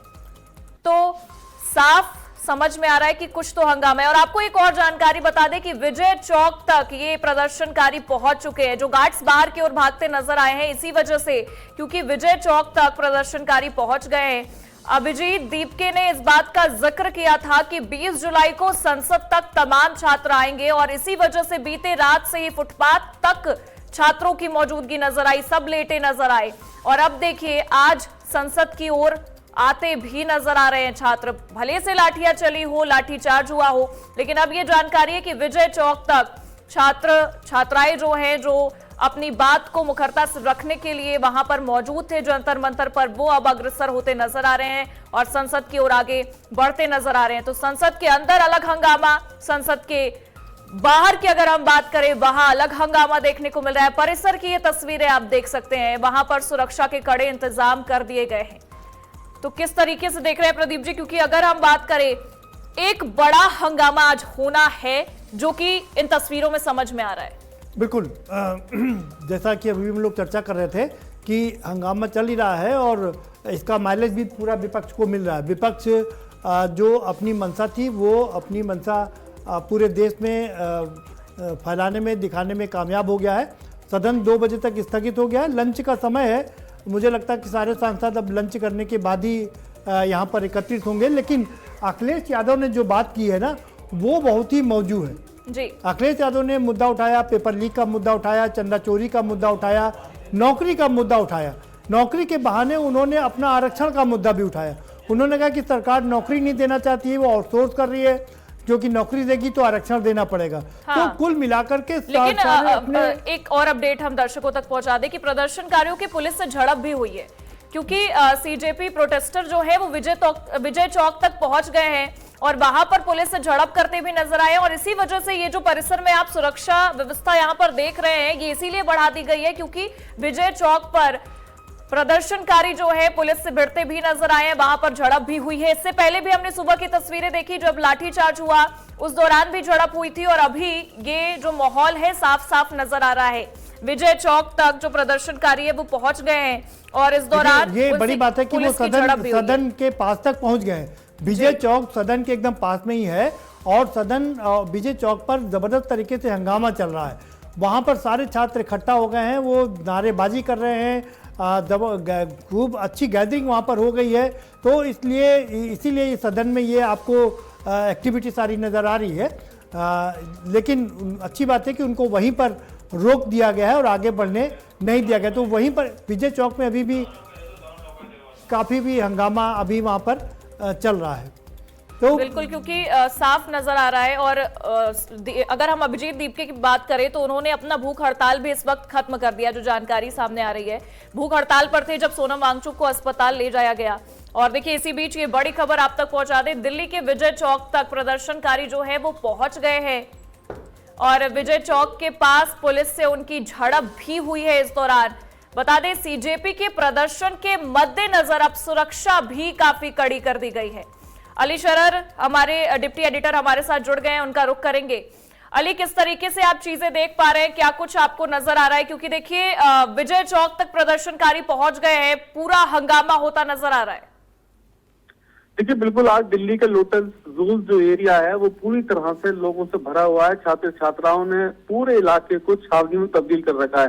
हालांकि इसी के मद्देनजर पुलिस की सुरक्षा चौकन की गई है, लेकिन प्रदर्शनकारी जो भी छात्र छात्रा हैं वो नहीं मान रहे हैं। इसके मद्देनजर लगातार पुलिस को लाठीचार्ज करना पड़ रहा है, कंट्रोल करना पड़ रहा है। उसी बीच प्रधानमंत्री नरेंद्र मोदी संसद में थे, उन्हें सुरक्षित बाहर निकाल कर अब बीजेपी कार्यालय तक ले जाया गया है। यानी कि साफ तौर पर जिस तरह से प्रदर्शनकारियों की चलते पूरी दिल्ली को छावनी में तब्दील कर रखा, कहीं न कहीं ये आशंका जताई जा रही थी कि प्रधानमंत्री का जो काफिला गुजरेगा कहीं से प्रदर्शनकारी घुस न जाए, किसी तरह की कोई हंगामा न करें। इसी के मद्देनजर सुरक्षित उन्हें वहां से निकाल कर अब भेज दिया गया है। बिल्कुल, आपको क्या लगता है कि ये जो प्रदर्शन चौक पर चल रहा है, विजय चौक पर चल रहा है, क्या अभी फिल वक्त वहां पर क्या तस्वीर है? क्या वो आगे बढ़। राहुल गांधी क्या कुछ कह रहे हैं, पहले वो सुना देते हैं हम। मैं कमेंट नहीं कर रहा अभी। मैम, राम मंदिर का इशू आप लोग उठाना चाह रहा था विपक्ष, लेकिन सरकार बार बार हाउस एडजर्न हो रहा है, क्या कहेंगे आप? आज प्रधानमंत्री जी ने भी कई टिप्पणियां की हैं। लाठीचार्ज हुआ है जनता स्तर पर, युवाओं के ऊपर लाठीचार्ज हुआ है।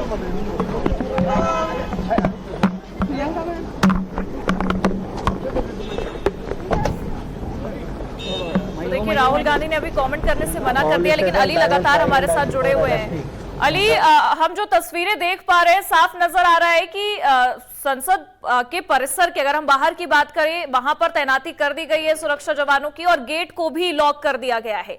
अगर हम विजय चौक की बात करें और संसद की बात करें, कितना डिस्टेंस है और तमाम जो छात्र निकल चुके हैं संसद की तरफ, क्या लगता है कितने समय में वहां तक वो पहुंच सकते हैं, क्योंकि सुरक्षा के इंतजाम कड़े हैं वहां पर?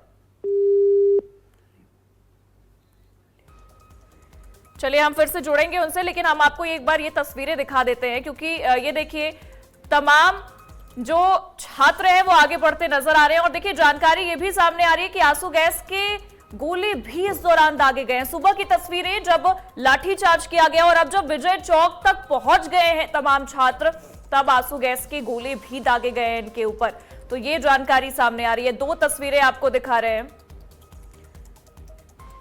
जहां पर विजय चौक और अगर हम संसद की बात करें तो 700 से 800 मीटर की दूरी है। ये तस्वीरें आप देखिए, ड्रोन शॉट से ये तस्वीरें हम आपको दिखा रहे हैं किस तरीके से छात्रों की भीड़ आपको नजर आएगी। ये छात्र जो हैं संसद की तरफ बढ़ते नजर आ रहे हैं। ये भीड़ देखकर आप अंदाजा लगा सकते हैं कि कितनी बड़ी संख्या में छात्र वहां पर मौजूद हैं और चारों तरफ की ये तस्वीरें हैं जहां पर छात्रों ने संसद को घेरने की कोशिश एक खबर और बता दें कि उधर गृह मंत्री और प्रधानमंत्री की मुलाकात, वो शिक्षा मंत्री की मुलाकात हो रही है और ये बहुत ही महत्वपूर्ण है, क्योंकि शिक्षा मंत्री के रिजिग्नेशन की डिमांड चल रही है। ऐसे में वो प्रधानमंत्री से मुलाकात कर रहे हैं, वो क्या निकल करके आता है ये भी देखना काफी महत्वपूर्ण होगा। लेकिन फिल वक्त जो विजय चौक की जो तस्वीरें हैं वो बहुत ही क्रिटिकल है, क्योंकि आंसू गैस के अगर गोले छोड़ने पड़े हैं, इसका मतलब है कि मामला काफी गंभीर हो गया है और छात्र मानने के लिए तैयार नहीं है। वो संसद की तरफ कूच करना चाहते हैं। उनको रोकने के लिए सुरक्षा कर्मी अपना पूरा बल वहां पर प्रयोग कर रहे हैं। इधर शिक्षा मंत्री की और प्रधानमंत्री नरेंद्र मोदी की मुलाकात हो रही है। इसमें से क्या निकल के आएगा ये भी हमें देखना पड़ेगा। अमित शाह जी की क्या तैयारी है वो भी हमें देखना पड़ेगा कि वो बिल लाने के लिए कितना तैयार हैं। तो कई चीजें हैं जो एक साथ चल रही हैं, लेकिन फिल वक्त जो नजर हमारी बनी हुई है वो ड्रोन की तस्वीरें। और इसी बीच देखिए बड़ी खबर आप तक पहुंचा दे, विजय चौक तक प्रदर्शनकारी पहुंच गए हैं। सबसे बड़ी खबर इस वक्त की, जहां विजय चौक के पास पुलिस से उनकी झड़प भी हुई है। बता दें सीजेपी के प्रदर्शन के मद्देनजर अब परिसर में भी सुरक्षा कड़ी कर दी गई है। आंसू गैस के गोले भी इस दौरान दागे गए। जो तमाम छात्र विजय चौक तक पहुंच गए वो संसद की ओर आगे बढ़ रहे थे। अब संसद का मेन गेट तक बंद कर दिया गया है।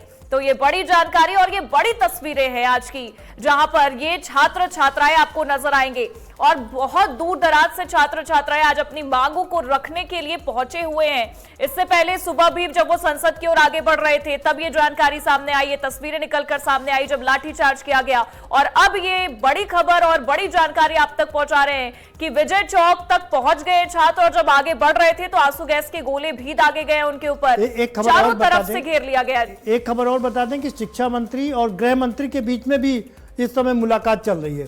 तो दोनों के बीच में क्या वार्तालाप होगी, क्या वो निकल करके आएगा ये भी देखना काफ़ी महत्वपूर्ण होगा, क्योंकि शिक्षा मंत्री के खिलाफ ही सारा मुद्दा चल रहा है। ये ड्रोन की तस्वीरें हैं जो ड्रोन के द्वारा ली गई हैं। अब देखिए पूरी सड़क एकदम भरी हुई है छात्रों से, एकदम लबालब है, हम कह सकते हैं पूरा फ्लड जैसे आ गया। जैसे असम में फ्लड आया है वैसे यहाँ पर जन समूह का पूरा फ्लड दिखाई आपको दे रहा है। ड्रोन से ली गई तस्वीरें हैं ये, और छात्र आगे बढ़ने की कोशिश कर रहे हैं, इसीलिए संसद के मेन गेट तक को भी बंद कर दिया गया है। आंसू गैस के गोले दागे गए, इसका मतलब मामला थोड़ा गंभीर नज़र आ रहा है, चूँकि छात्र आगे बढ़ने की कोशिश कर रहे हैं और सुरक्षा बल उनको रोकने की कोशिश। बिल्कुल, विजय चौक से आगे बढ़ते हुए अब रेल भवन तक भी छात्र पहुंच चुके हैं। तो इन छात्र छात्राओं ने, इन युवाओं ने अब ये सोच लिया है कि कई बड़ी चीजें आज होने वाली है और जैसे कि आप लगातार जिक्र भी कर रहे हैं कि एक तरफ मीटिंग चल रही है धर्मेंद्र प्रधान और गृह मंत्री अमित शाह की, वो भी मीटिंग काफी महत्वपूर्ण है क्योंकि पहले दिन से ही, जब से ये प्रोटेस्ट शुरू हुआ है तब से ही धर्मेंद्र प्रधान के इस्तीफे की मांग हो रही है। जब से नीट का पेपर लीक हुआ तब से उनके इस्तीफे की मांग हो रही है और इसी वजह से आज ये तस्वीरें निकलकर सामने आई है। तो वो मीटिंग भी काफी अहम है कि आखिरकार उससे क्या कुछ कंक्लूजन निकलकर सामने आता है। लेकिन ये बड़ी तस्वीरें हैं जहां अब छात्रों ने संसद तक पहुंचने की पूरी तैयारी कर ली है। विजय चौक तक पहुंचे, अब वो रेल चौक तक भी पहुंच गए हैं और अब देखिए आगे भी बढ़ते नजर आ रहे हैं। तो ये बड़ी तस्वीरें आज निकलकर सामने आ रही हैं और साफ है कि आज एक बड़ा हंगामा होता नजर आ रहा है क्योंकि हमने परिसर की आपको वो तस्वीरें दिखाई जहां सुरक्षा की व्यवस्था अब कड़े कर दिए गए हैं। संसद का मेन गेट तक बंद कर दिया गया है। ये तस्वीरें जहां गार्ड्स भी बाहर की ओर भागते नजर आए। जैसे ही ये जानकारी मिली कि संसद की ओर आगे बढ़ते छात्र आ रहे हैं, वैसे ही गार्ड्स तुरंत तैनात हो जाते हैं और बाहर की ओर भागते नजर आते हैं। गेट तक लॉक कर दिया जाता है। तो सुरक्षा के कड़े इंतजाम कर दिए गए हैं क्योंकि आज एक अलग माहौल साफ साफ नजर आ रहा है। ये दो तस्वीरें आपको एक बार फिर दिखा देते हैं। एक तरफ जब संसद का गेट बंद किया जा रहा था क्योंकि तुरंत ही ये खबर मिल गई थी कि छात्र आगे बढ़ते नजर आ रहे हैं और दूसरी तस्वीर काफी अहम इसलिए है क्योंकि ये ड्रोन शॉट जिसमें आप वो भीड़ देखकर अंदाजा लगा सकते हैं कि कितने युवा इस भीड़ में मौजूद हैं, कितने लोग इस भीड़ में मौजूद हैं जो अपनी मांगों को रखने के लिए आगे बढ़ रहे हैं, संसद तक आगे चल रहे हैं, वहां तक पहुंचने की कोशिश कर रहे हैं और सरकार तक अपनी बातें पहुंचाने की कोशिश कर रहे हैं। क्योंकि डिंपल यादव ने भी इस बात का जिक्र किया कि संवाद जरूरी है और संवाद नहीं हो पा रहा है। सोनम वांगचुक लगातार ये कहते नजर आए कि सरकार संवाद नहीं कर रही है। तो आज अभिजीत दीपके सीजेपी के जो प्रमुख हैं वो इस बात को लेकर अग्रसर हुए और वो ये कहते नजर आए। इस बीच एक दो खबर और बता दें कि एक तो जैसे कि अली बता रहे थे कि प्रधानमंत्री जी को वहां से सुरक्षित निकाल दिया गया है। दूसरा जो लोकसभा की जो सुरक्षा व्यवस्था है उसको और चाक चौबंद कर दिया गया है, वो और कड़ी कर दी गई है जिससे कि अगर छात्र यहाँ पर पहुंच जाते हैं तो किसी प्रकार की अनहोनी ना हो पाए। इस दौरान छोड़े गए हैं। साफ इन तस्वीरों में हम दर्शकों को दिखा दें कि जब स्थिति काफी तनावपूर्ण होती नजर आई तो आंसू गैस के गोले भी इस दौरान छोड़े गए। इन तस्वीरों में आप साफ देख सकते हैं कि किस तरीके से छात्र छात्राएं इधर उधर भागते नजर आ रहे हैं। लेकिन आपको ये जानकारी दे दे कि इस दिन यानी कि आज का जो ये प्रोटेस्ट है इसमें काफी दूर दराज से छात्र छात्राएं पहुंचे हुए हैं क्योंकि पहले ही इस बात को लेकर अभिजीत दीपके ने ये जानकारी दे दी थी कि 20 तारीख यानी कि 20 जुलाई को हम संसद की ओर आगे बढ़ेंगे और इसी वजह से बीते रात से ही जमावड़ा लगा हुआ है नौजवानों का।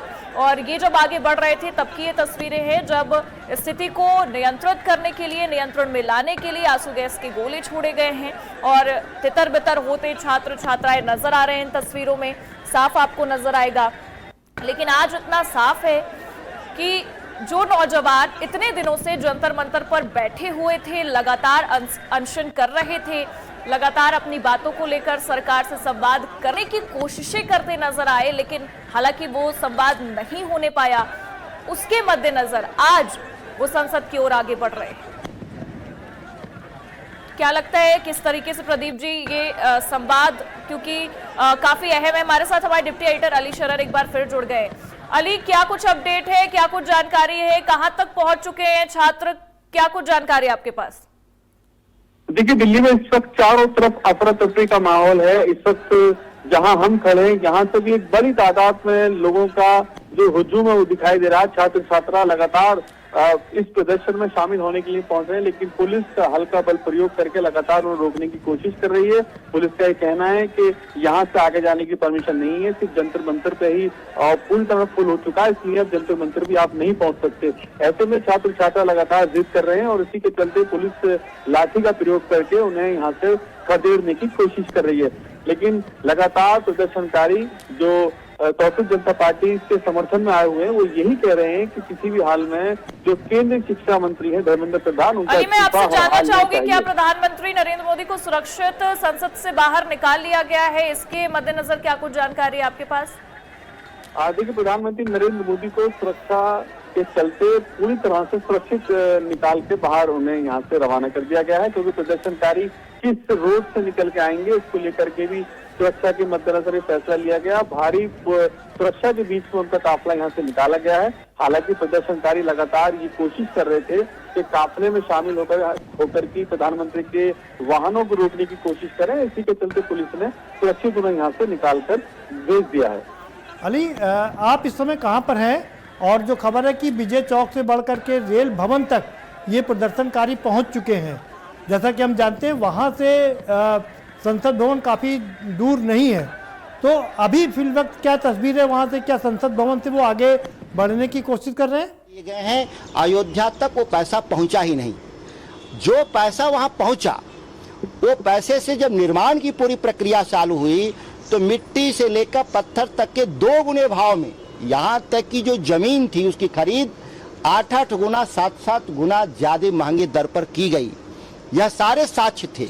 उत्तर प्रदेश सरकार ने एक जांच समिति भी बनाई थी 2021 में, लीपापोती कर दिया गया और उन लोग जो अपराधी थे, चंपत राय, नृपेंद्र मिश्र जैसे लोग जो वहां बैठे हुए थे, उनका मन बढ़ता गया। वहां तक कि जो दान में चढ़ावा में पैसा, पहले दान की लूट हुई, फिर चढ़ावा जो आया उसके पैसे गायब कर दिए गए। एवरेज जो कहा गया है, आंकड़े हैं कि जितने श्रद्धालु वहां आए वो करीब 5 रुपए एवरेज केवल दान दिया। सच है कि आज 5 रुपए तो लोग भीख भी नहीं देते, वहां भी 10 रुपया देते हैं। तो ये पूरी जो लूट है 10,000 करोड़ की है। उसमें सीसीटीवी के जो फुटेज हैं, जो ज्यादातर डिलीट कर दिए गए हैं सबूत के तौर पे, स्पाई कैमरे से जो कैप्चर है वो छोटा है। माननीय सुप्रीम कोर्ट में यही हमारा अपील है कि जो दान दिए गए हैं जो रसीद से, वो उसका पूरा वेबसाइट पर ट्रांसपेरेंट तरीके से उसको डिस्प्ले किया जाए कि देश के करोड़ों आस्थावान लोग अपना नाम देख सकें कि जो हमने पैसा चंदा में भेजा वो पहुंचा कि नहीं। जब तक ये नहीं होगा ट्रांसपेरेंट तरीके से, तब तक किसी को पता ही नहीं चलेगा कि किस स्तर पे लूट हुई है। आपने कई टीवी खबरों में, चैनलों में आपने देखा कि 200 चांदी के ईंट गायब हैं, सोना के गदा गायब हैं, सोना के ईंट गायब हैं। इस तरह से देखें तो ये अरबों रुपए का तो ये सोना चांदी वहां से गायब है। तो देखिए 2 तस्वीरें एक बार फिर आपको दिखा देते हैं। एक तरफ आपको ये नजर आएगा कि जब छात्र आगे बढ़ रहे थे तो किस तरीके से आंसू गैस के गोले तक दागे गए हैं उन पर, और दूसरी तस्वीर ये ड्रोन शॉट है जिसमें आपको ये भीड़ देखकर अंदाजा लगा सकते हैं आपकी कितनी भारी संख्या में छात्र अपनी बातों को रखने के लिए पहुंचे हुए, उनके अंदर वो नाराजगी साफ नजर आ रही है। ड्रोन शॉट से आप चारों तरफ का ये एरिया देख सकते हैं।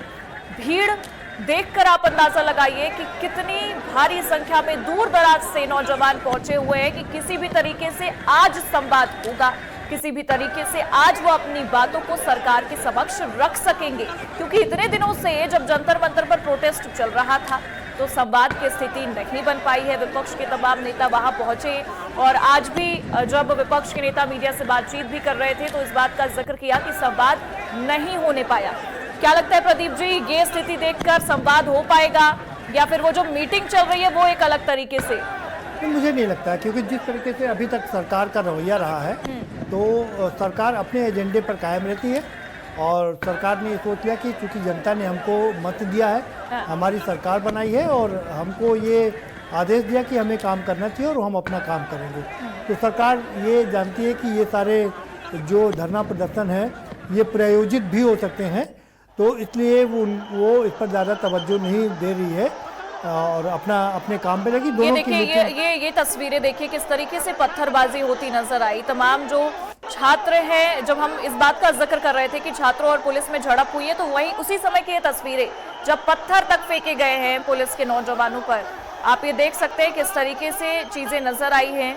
झड़प साफ दिखी है तो एक अलग तस्वीरें नजर आ रही है। हंगामेदार पूरा जो जगह है वो बनता दिखाई दे रहा है, जंतर मंतर से लेकर अब संसद तक। अनफॉर्चुनेट है ये जो पत्थरबाजी हो रही है, इसको किसी भी कीमत पर सही नहीं ठहराया जा सकता। युवा हैं, आप अपनी बातों को रखने के लिए आगे बढ़िए, आप इंकलाब जिंदाबाद के नारे लगाइए, आप बाकी सब करिए, लेकिन ये पत्थरबाजी और ये हिंसा, इसको भी किसी भी कीमत पर उचित नहीं ठहराया जा सकता है। हिंसा को किसी भी तरीके से आगे नहीं बढ़ाया जा सकता और अंत में यही कारण है कि पुलिस को लाठीचार्ज का सहारा लेना पड़ता है और फिर पुलिस को आंसू गैस के गोले दागने पड़ते हैं तो ये किसी भी कीमत पर उचित नहीं है, जो कि तस्वीरें इस समय देखने को मिल रही हैं। और क्योंकि अगर हम मल्लिकार्जुन खड़गे की भी बात करें, उन्होंने भी जब वो निकल रहे थे सदन से बाहर, क्योंकि 2 बजे तक के लिए स्थगित किया गया है राज्यसभा, तभी उन्होंने इस बात का जिक्र किया कि ये जो स्थिति है ये गलत है, जो लाठीचार्ज किया जा रहा है या फिर आंसू गैस के गोले छोड़े जा रहे हैं। तो उन्होंने इस बात का जिक्र किया कि अपनी बातें नहीं रख पा रहे हैं छात्र, इसलिए वो आगे बढ़ रहे हैं।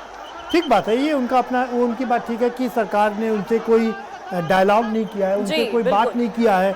तो ऐसे में, और इतने दिन से यहाँ पर धरना प्रदर्शन चल रहा है, तो ऐसे में छात्रों की नाराजगी जाहिर है कि वो बढ़ी होगी और वो सदन की तरफ, संसद की तरफ कूच कर रहे हैं, आगे बढ़ रहे हैं। बड़ी इस समय हम कह सकते हैं कि एक मामला दोनों तरफ से फंसा हुआ है, क्योंकि छात्र अपनी बात कहना चाहते हैं, सरकार उनकी बात अभी सुन नहीं रही है, कोई डायलॉग अभी नहीं हो रहा है।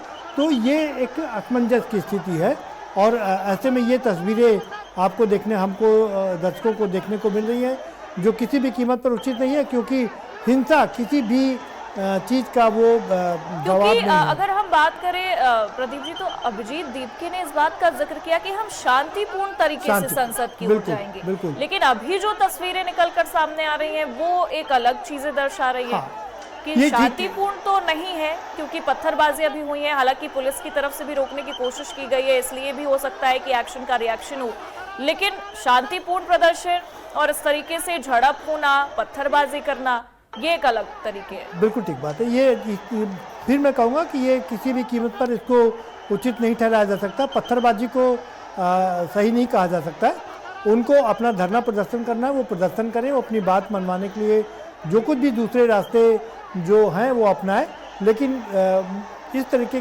का जो काम है उसे नहीं करना चाहिए, जिससे, क्योंकि जो पुलिस वाले हैं वो भी अपने ही भाई हैं, किसी को भी अगर चोट लगती है तो वो अपने लोगों को ही चोट लगती है, और क्योंकि वो सुरक्षा के मद्देनजर ही काम कर रहे हैं, उनकी भी सुरक्षा और जो तमाम नेता अंदर बैठे हुए हैं उनकी भी सुरक्षा। बिल्कुल ठीक बात है। तो ऐसे में ये अनफॉर्चुनेट घटना देखने को मिल रही है, लेकिन मुझे ये भी कहने में कोई गुरेज नहीं कि सरकार को भी डायलॉग शुरू करना चाहिए, संवाद की स्थिति सरकार की तरफ से भी करना चाहिए कि आखिर उनको बुला करके बात करनी चाहिए और उनको समझाना चाहिए कि भाई हम कोशिश कर रहे हैं और जो आपकी मांग है उस पर हम विचार कर रहे हैं कि आइंदा से ये पेपर लीक ना हो, तो व्यवस्था को इतना चौक चौबंद किया जाए कि कोई पेपर लीक ना हो पाए। और ये मुझे तो लगता है कि जो पेपर लीक के दोषी हैं उनको तो मौत की सज़ा देनी चाहिए, क्योंकि जब बच्चे, हमारे युवा मौत को गले लगा सकते हैं, वो अपनी जिंदगी से क्विट कर सकते हैं। पेपर लीक एक बड़ा मुद्दा रहा और बीते कई समय से अगर हम देखें तो कई पेपर्स में लापरवाही देखने को मिली है और यही नाराजगी युवाओं के अंदर है जो आज इतनी भीड़ देखने को मिल रही है। हालांकि ये तस्वीरें दिखा देते हैं, पहली तस्वीर देखकर अंदाजा आप लगा सकते हैं कि स्थिति काफी तनावपूर्ण हो चुकी है, क्योंकि परिसर के बाहर की ये तस्वीरें जहां पर तमाम जो गार्ड्स है वो मौजूद है, अंदर में भी परिसर की ये तस्वीरें जहां पर सुरक्षा के कड़े इंतजाम कर दिए गए हैं, और ये तस्वीरें जहां पर जवान जो हैं पुलिस के, उनसे झड़प होती नजर आ रही है, हमारे देश के नौजवानों की जो अपनी बातों को रखने के लिए आगे बढ़ रहे हैं। देखिए, वो एसेट है हमारे देश की, बिल्कुल हमें ये बात समझना चाहिए कि जो देश का युवा है वो हमारा एसेट है, वो हमारा डिविडेंड है और उसको लेबिलिटी नहीं समझनी चाहिए। तो अगर वो हमारा डिविडेंड है तो चाइना आज क्यों इतना आगे बढ़ा है? चाइना में 1949 में ही क्रांति हो गई थी, वो इसलिए आगे बढ़ा क्योंकि वहाँ पर युवाओं को रोजगार मिला, वहाँ पर युवाओं का जो काम के जो हाथ हैं उनको काम मिला, और यही कारण है कि उन्होंने अपनी तरक्की की, अपने देश की तरक्की की, और आज वो यूएसए को बिल्कुल, क्योंकि कहीं ना कहीं कोशिशें दोनों तरफ से होनी चाहिए। जैसा कि अगर हम शशि थरूर का भी वो जिक्र करें तो कहीं ना कहीं गिव एंड टेक की स्थिति पैदा होती है, लेकिन ये जो छात्र कर रहे हैं ये बहुत निराशाजनक है, क्योंकि अगर हम इस पूरे अनशन की बात करें, इस दौरान ऐसे कई मुद्दे उठे जो कि गौरव गोगोई शायद कुछ कह रहे हैं, कहीं ना कहीं अनशन की तरफ तो लग ही नहीं रहे थे। बिल्कुल बहुत सी चीजें ऐसी हुई। देखिए, अफसोस की बात है, पूरी जो सब लोग और पूरा विपक्ष एक साथ खड़े होकर कह रहा है कि आप सदन के अंदर जो जनता के विशेष मुद्दे हैं, छात्रों का जो मुद्दा है,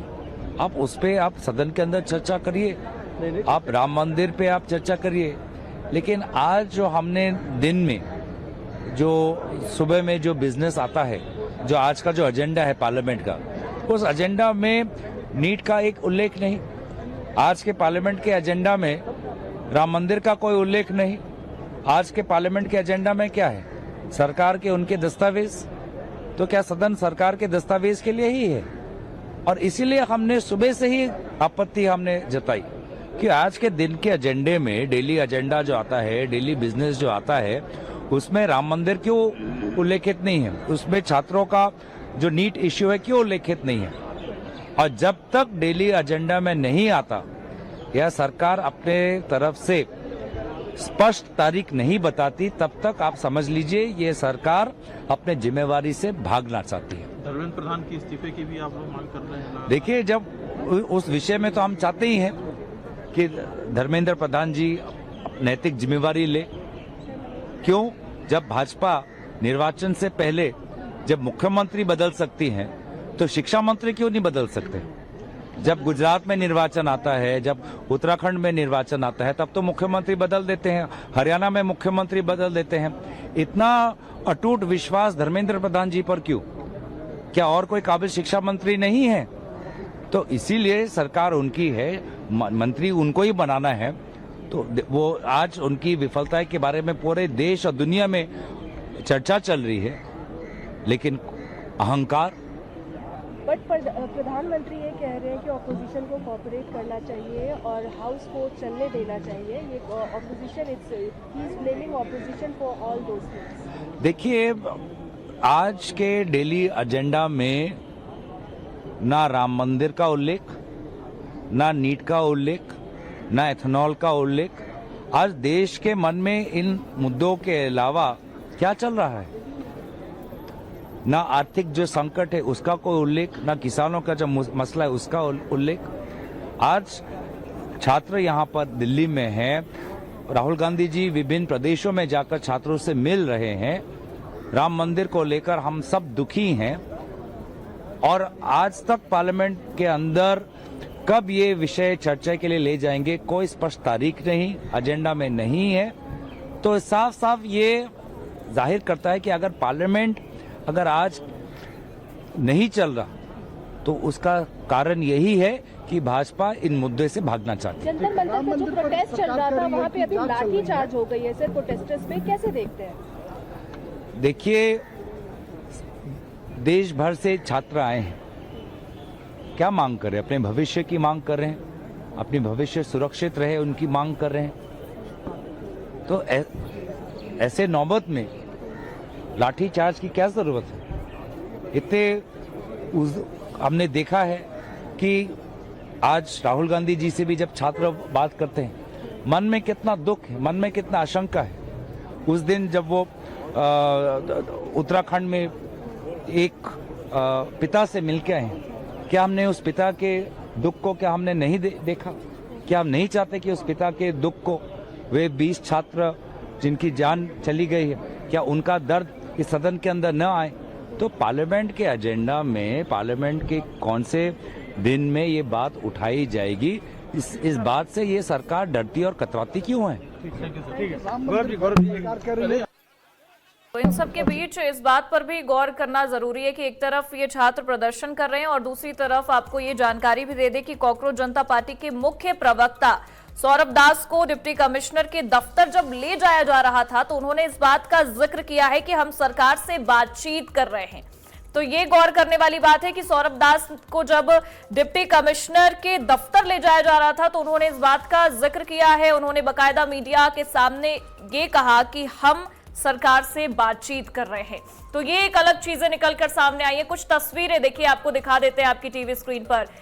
पहला ड्रोन शॉट जिसमें भीड़ देखकर आप अंदाजा लगा सकते हैं, और दूसरी तस्वीरें जहां पर झड़प होती नजर आ रही है, आंसू गैस के गोले तक दागे जा रहे हैं। और एक चीज आपको यह भी बता दें कि अमित शाह और धर्मेंद्र प्रधान के बीच बातचीत चल रही है। एक जानकारी आपको हमने ये दी कि सौरभ दास को जब डिप्टी कमिश्नर के ऑफिस ले जाया जा रहा था, दफ्तर ले जाया जा रहा था, तो उन्होंने इस बात का जिक्र किया कि हमारी सरकार से बातचीत हो रही है। आपको ये भी बता दें कि समाजवादी पार्टी के भी कई नेताओं को कस्टडी में लिया गया, सांसदों को हिरासत में ले लिया गया और यहाँ तक कि डिंपल यादव को भी हिरासत में ले लिया गया है, जिसको लेकर के पुरजोर विरोध किया जा रहा है कि डिंपल यादव को क्यों हिरासत में लिया गया और उसका साथ साथ कई सांसदों को भी, समाजवादी पार्टी के कई सांसद हैं बिल्कुल, क्योंकि वो मुलाकात करने पहुंचे थे उन सभी से जिन पर लाठीचार्ज हुई है, जिन बच्चों पर, जिन छात्रों पर। और उस दौरान भी डिंपल यादव ने कहा कि हम जाएंगे, उनसे मुलाकात करेंगे, उनकी स्थिति को जानेंगे। और अब ये जानकारी है कि कस्टडी में लिया गया है समाजवादी पार्टी के सांसदों को। तो देखिए ये अलग चीजें निकलकर सामने आ रही हैं। एक तरफ पूरा हंगामा देखने को मिल रहा है इस वक्त राजधानी में, छात्रों ने अब मोर्चा संभाल लिया है, साफ नजर आ रहा है। लेकिन दूसरी तरफ जब समाजवादी पार्टी के तमाम सांसद पहुंचे हैं उनसे मिलने, तो इसी बीच ये भी जानकारी है कि उन्हें भी कस्टडी में लिया गया है। तो किस तरीके से देख रहे हैं प्रदीप जी, क्योंकि छात्र जो है वो अपनी बातें रखने के लिए आगे बढ़ रहे हैं, लेकिन जब विपक्ष के तमाम नेता गए तो उन्हें भी कस्टडी में ले लिया गया है।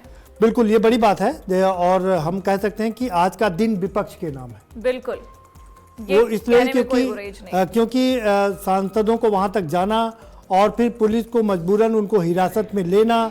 कौन सी सरकार है ये, कौन सी सरकार है जो सबका साथ सबके विकास की बात कर रही है? आप बच्चों की सुनना नहीं चाहते। सरकार है कि अहंकार है आपके अंदर? ये अहंकार बोल रहा है। अगर सरकार होती तो सुनती, बच्चों की बात सुनती। और नीट एग्जामिनेशन अगर हुआ है और उसमें अगर ये धांधली हुई है तो उसके लिए जिम्मेदार कौन है? क्रेडिबिलिटी किसकी है?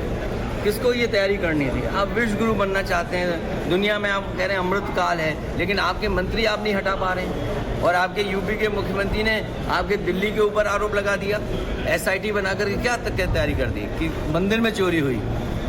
भाई सच्चाई किसने खोली? SIT ने खोली कि SIT से चंदा चोरी हो गई। कौन जिम्मेदार है इसके लिए? नीट आप एग्जामिनेशन नहीं करा रहे हो, एग्जामिनेशन कराया उसके बाद भी शिकायतें हैं। तो आप क्या, किस दिशा में देश को ले जाना चाहते हो? नौकरी रोजगार दिए नहीं। अगर नौकरी रोजगार दिए तो इतने बच्चे क्या यहाँ सड़कों पे आते हैं?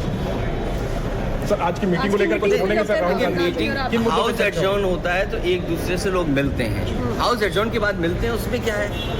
लेकिन अभी सबसे पहला सवाल ये है कि नीट के बच्चों को न्याय मिले और यहाँ के जो बच्चे जो आए आंदोलनकारी उनके साथ व्यवहार अच्छा हो। ये जो आंसू गैस, लाठी, करंट या पत्थरबाजी ये पुलिस कर रही है, ये व्यवहार करेगी पुलिस? सोचिए।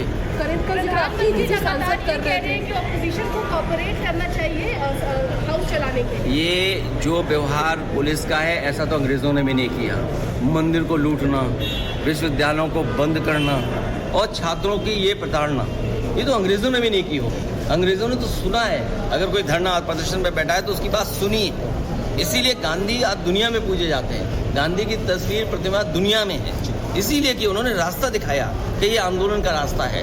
अगर शांतिपूर्ण ढंग से अपनी मांग को लेकर के बैठे, उनके साथ ऐसा व्यवहार आप करें? बात करनी चाहिए सर सरकार को इन प्रदर्शन? सरकार को बात ही नहीं करनी चाहिए। और एक मंत्री को कितने दिन वहाँ रखोगे आप? क्यों एक जगह में बैठा के रखते हो? जब एक मंत्री एक जगह बैठता है तो अपने आदमियों को सेट कर लेता है और अपने आदमियों को सेट करने के बाद करप्शन बड़े पैमाने पर होता है। आप बदलते रहिए।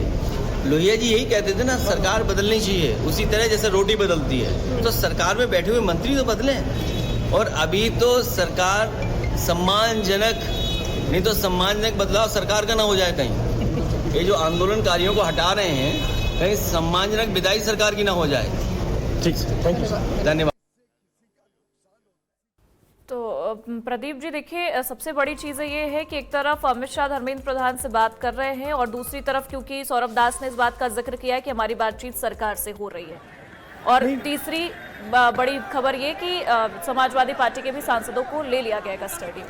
लेकिन जो अमित दास कह रहे हैं कि हमारी बात हो रही है, वो बात उतनी हाईलाइट नहीं है। जी सौरभ कह रहे हैं, सौरभ जो कह रहे हैं वो बात इतनी हाईलाइट नहीं हो रही है। वो कहाँ हो रही है, कब हो रही है, किससे हो रही है, किस मंत्री से हो रही है, क्या पुलिस कमिश्नर से बात उनकी हो रही है, क्या सरकार पुलिस कमिश्नर हो गई है?